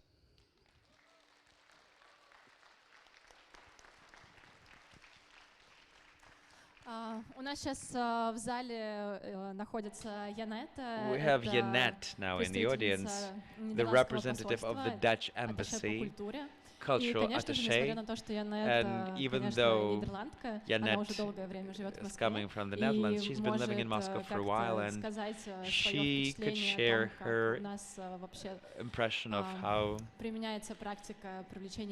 we engage children and to which extent this approach of creating a junior cycling mayor is suitable to Moscow. So I hand the floor to her for just a couple of minutes. Hi, Jeanette. Hi. Nice to meet you. Hi. Спасибо, Larissa. I'm going to speak in English as well, if the translator is okay with that, because my Russian, well, you might understand less than what I want to say. First of all, thank you, Katelijne. I recognize this story. I'm a mother of 2. I have been on a bicycle with one on the front, one on the back. Hi. And I really recognize the independence that cycling gives to children. I moved to Moscow with my children without the bikes. Last week we bought new bikes. Good. They're 12 and 10 now. Hi. And they are completely happy. They run out, do a bicycle tour around the house. They don't need a bicycle to go to school, but the fact that they can go and come back when they want, it's very important. There's one thing Lotta mentioned, you have to practice with your parents. One thing you didn't mention is that the Netherlands is really flat. So cycling is relatively safe and easy. We live on a hill. We have the bicycles for 1 week now. Both of them have had falls. One had bended knees, one had a thick lip, but okay, they need to practice with their parents and they will be fine and happy. Moscow has around 20 million inhabitants, depending on how you count, I've heard. That's more than in the Netherlands. But Moscow, the people in Moscow live much more condensedly than in the Netherlands, so this would be an ideal place to have more bicycle movements. The 60% we have in Amsterdam could mean a lot to Moscow. It could save pollution, it could have health benefits, all the things that Katelijne showed you. It would be very good for Moscow. But it doesn't mean that everyone has to be on the bike all the time. Katelijne also showed it that it's very good to think of systems. Think of how to combine bicycling, how you can park near the train station, how you can take the train and do the last mile to home on your bike or the first mile, and have a system that works and have an infrastructure that works. And this is a complex system, and the only way you can find complex solutions to complex problems is discussing. And I'm very happy that today in Strelka we see so many people here to discuss, and especially to discuss how to involve children in there as well. Because the children are the future. We have seen Lotta, she has plenty of good ideas. I'm sure the children of Moscow have plenty of good ideas as well. It would be very nice if more and more people would start discussing this on a daily basis in the house, in the schools, in Strelka, in other institutions. And it would be nice if there would be a bicycle mayor. And as Katelijne said, the embassies of the Kingdom of the Netherlands around the world support the system of bicycle mayors. And we in Moscow as well, we want to help make bicycles more normal, not a sport, but something you do every day and gives benefit to everyone. Thank you.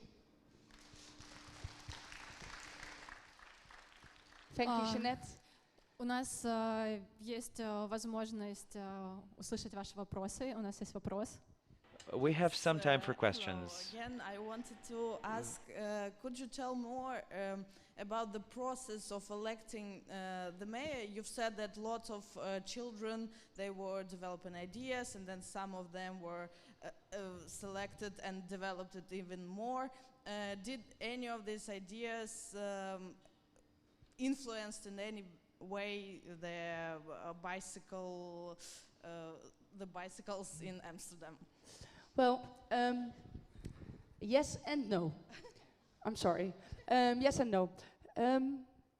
Well, first of all, the one thing that really helped it is that the way it empowered children. So some of the children which were elected as bicycle heroes, so not junior bicycle mayor, but bicycle heroes, they got a lot of confidence from that. And they were elected as the bicycle hero of their school. So, for instance, we've got some kids, and sometimes you have kids, you know, are always on stage and in front of people, etc. But we had some shy kids with crazy, funky ideas, who said, "Well, we could, for instance, make the school much safer to walk to or to cycle through, if we have just a simple thing as a stilt in the road." I don't know if you know what I mean. It's one of those stilts you can actually raise.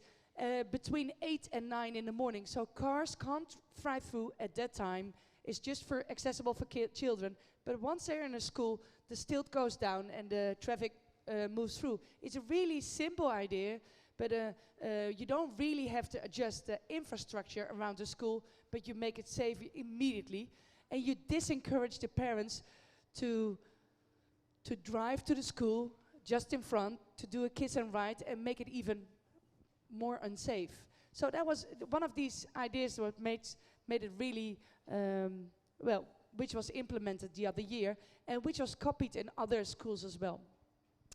And no, in a way that it's kind of hard, I think, to create impact within a year. But for me, the biggest impact was created by the fact that it was taken over by all the bicycle mayors in the world. And that for many bicycle mayors, it was a a really easy way of starting their work as a bicycle mayor. For example, we've got Philippe in Beirut, and it's not a bike-friendly city. It's very polluted. There's a lot of health issues to address, and he didn't know where to start. And then if you start by involving a school, then you have a very objective idea. Okay, this is a school, this is the project we're going to run. So it was very tangible.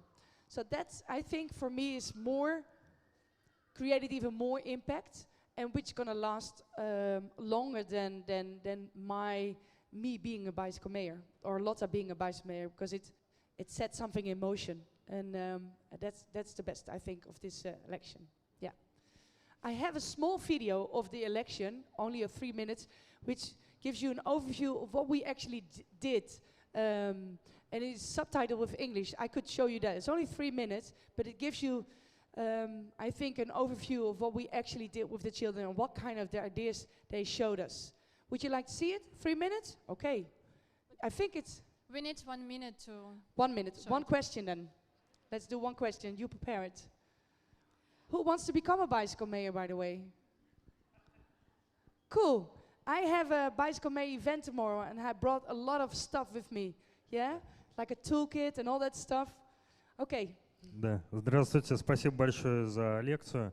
Hi, thank you very much for the lecture. I would like to find out о детских велодорожках, которые, я так понимаю, предлагали дети. What was the destiny with this idea with bicycle lanes for children? Will it be ever implemented? And tell me, starting with which age children are allowed to travel down the bicycle lanes? Because in Russia it's different. I know. Yeah. Okay. Well, I guess it's different in every country, and I'm not here to say do like Amsterdam, because that's not going to be. You can't copy Amsterdam and paste it on Moscow. But it's similar in the Netherlands. You know, Amsterdam is completely different than Rotterdam and etc. So every city and every face has its own challenges. And well, sometimes you just need to be creative and patient, because you can't overdo 50 years of development. The idea of Lotta, which was the children version of the let's say the train bicycle, to me it came across a very brilliant idea and easy to implement. But then you need to speak to the train station, which is called the NS. And that's like a huge organization in the Netherlands, state-owned. And now, and I'm not a patient type, so I need to have patience too. So what we did is we started with a pilot in a city called Haarlem, and they welcomed our idea, but at the same time they thought we were irritating because they had other things on their mind.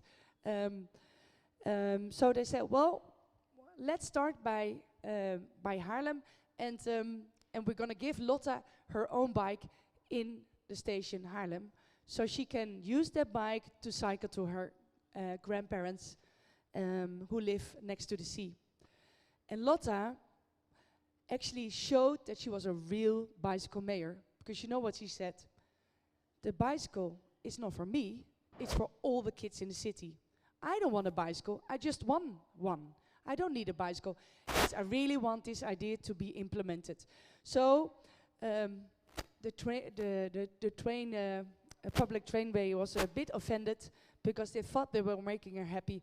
But she obviously shows a lot of spirit, like Pippi Longstocking, and we're still discussing how to continue from a pilot, to a national platform. That's going to take some time. But I do think that even though we're going to change junior bicycle mayors now in July, that we're going to continue with that idea.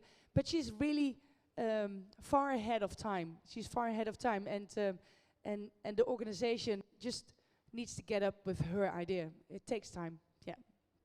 So a short video, and I think we could finish, but if you have any personal question, we can ask them Katelijne in private. Также еще хотела сказать, что завтра у нас пройдет закрытая встреча вопросов и ответов с Katelijne. Если вы об этом не знали, то зайдите на сайт Strelka, зарегистрируйтесь. Нужно в форме регистрации оставить вопрос, который вы бы хотели задать. Если вы об этом знаете, то ждем вас завтра. Сейчас посмотрим небольшое видео про то, как вы проходили about the elections of a mayor, bicycle mayor of Amsterdam. En de eerste junior fietsburgemeester van Amsterdam en van de hele wereld is geworden Lotta!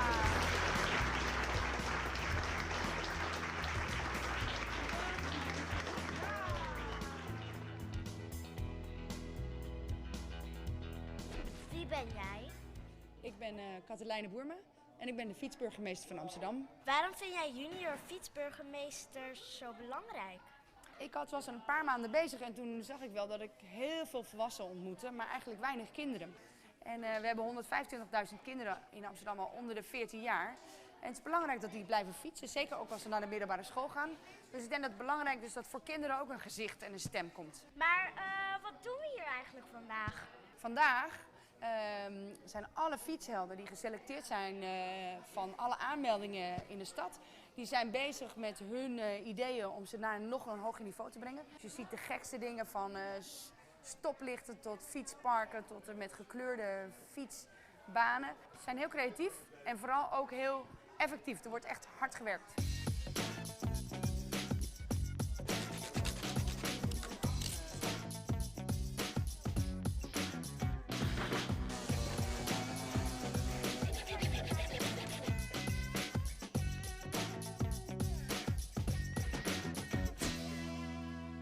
Ik wil een fietspark maken voor kinderen die willen leren fietsen.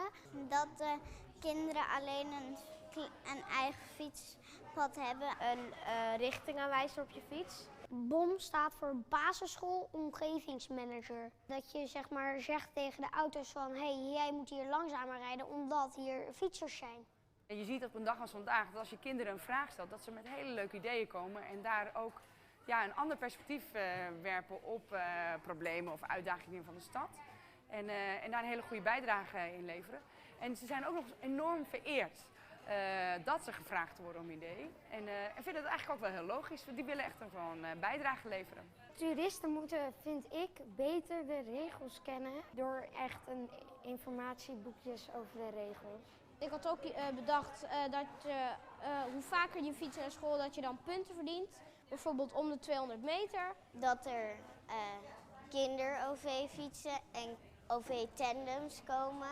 Nou, de opzet is wel dat we dit volgend jaar weer gaan doen. Dus ik hoop dat we dan nog meer aanmeldingen hebben. Maar dat vooral kinderen die bijvoorbeeld dit lezen in de krant of op tv zien of via hun fietsheld op hun school iets horen. Dat die denken, nou, ik ga volgend jaar ook meedoen. En dat ook kinderen geïnspireerd worden om van nou, ik ben eigenlijk ook wel een fietsheld en dat wil ik laten zien ook.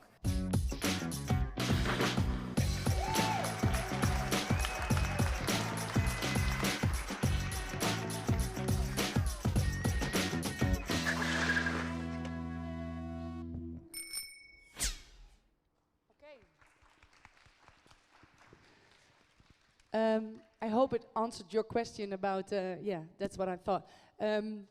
One thing, you said something, what age are the children going to cycle in Amsterdam? Well, it might be hard to believe, but at 3 years old. And of course, they can cycle within a week. That's not the case, that's the technical part of it. But in order to become really competent in traffic, I think it takes up until 12. 12 years old, and at 12-year-olds in the Netherlands they go to high school, and high school is much further out than the average primary school. So that means that they often have to cycle for 10 kilometers. Nowadays, by the way, a lot of those children get electric assisted bikes. Back in the days when I had to cycle 15 kilometers, it wasn't the case, but nowadays they get an electric assisted bike, which has higher sales than the normal bike in the Netherlands at the moment, but really creates opportunity to keep on cycling, because it's kind of boring if you've been cycling as a kid, that once you go to high school, you often stop playing on playgrounds. You often have your own telephone, so you're more attached to the screen, And what if you start using public transport instead of using the bike? That would mean losing a lot of good potentials of the bicycle. So, but between 3 and 12, as a parent, you've got a lot of work to do. A lot of work, a lot of guidance. Yeah. Okay, thank you very much.